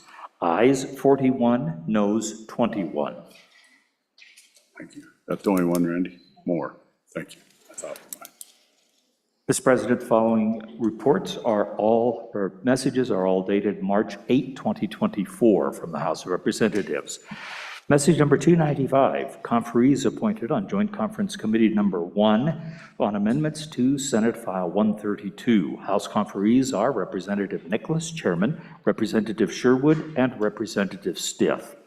Message number 296, conferees appointed for Joint Conference Committee number 1 on amendments to Senate File 118. House conferees are Representative Western, Chairman, Representative Comrade, and Representative Haraldson. Message number 298, March 8, 2024. Mr. President, House appointed conferees on Joint Conference Committee number 1 on amendments to Senate File 75. House conferees are Representative Crago, Chairman, Representative Larson, and Representative Nyman. Message number 299, conferees appointed for Joint Conference Committee number 1, referencing amendments to Senate File 54. House conferees are Representative Stiff, Chairman, Representative Crago, and Representative Storer. Signed, Katie Talbot, House Chief Clerk.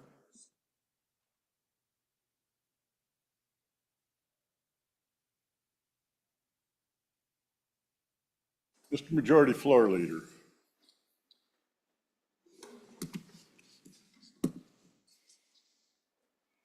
I believe Ide was your other one, Senator. Mr. President, I move the Senate stand recessed until 2 p.m. Any announcements? Mr. President. Senator Hicks. Mr. President, the Joint Conference Committee will be meeting as soon as we get out of here on Senate File 118, message number 276, Bighorn and domestic sheep, original Senate File 118, Bighorn domestic sheep relocation federal action in room 113, W113. Thank you, Mr. Majority Floor Leader. Any further announcements? Senator Landon. Mr. President, thank you. Your Joint Conference Committee on House Bill 92, Protection of Parental Rights, will meet right away downstairs in room 110 to see if we can't get to some concurrence down there. Thank you. Senator Barlow. Thank you, Mr. President. So still trying to coordinate the joint conferences on House Bill 4, House Bill 45, and Senate File 54. They just announced their conferees, so we're still trying to do that. We do have a room reserved, 113, W113 for 1 p.m. Thank you, Mr. President. Tax, 113, 1 p.m. Senator Drew. Thank you, Mr. President. Your Joint Conference Committee on Senate File 75 Omnibus Water Bill is going to meet as soon as we can get together with our conferees that were just announced as it was read in. We'll get with them, and I'll try to get room 301. The JAC room, we'll try to go for, I'm sorry, when we come back to? 1:30, try for 1:30. That's what we'll tentatively schedule it for, then I'll go down and ask if I can talk them into it. So, Very good. thank you. Mr. Majority Floor Leader. Okay. You've heard the motion. All in favor, say aye. Aye. Those opposed, nay. Senate will stand recessed until 2 p.m.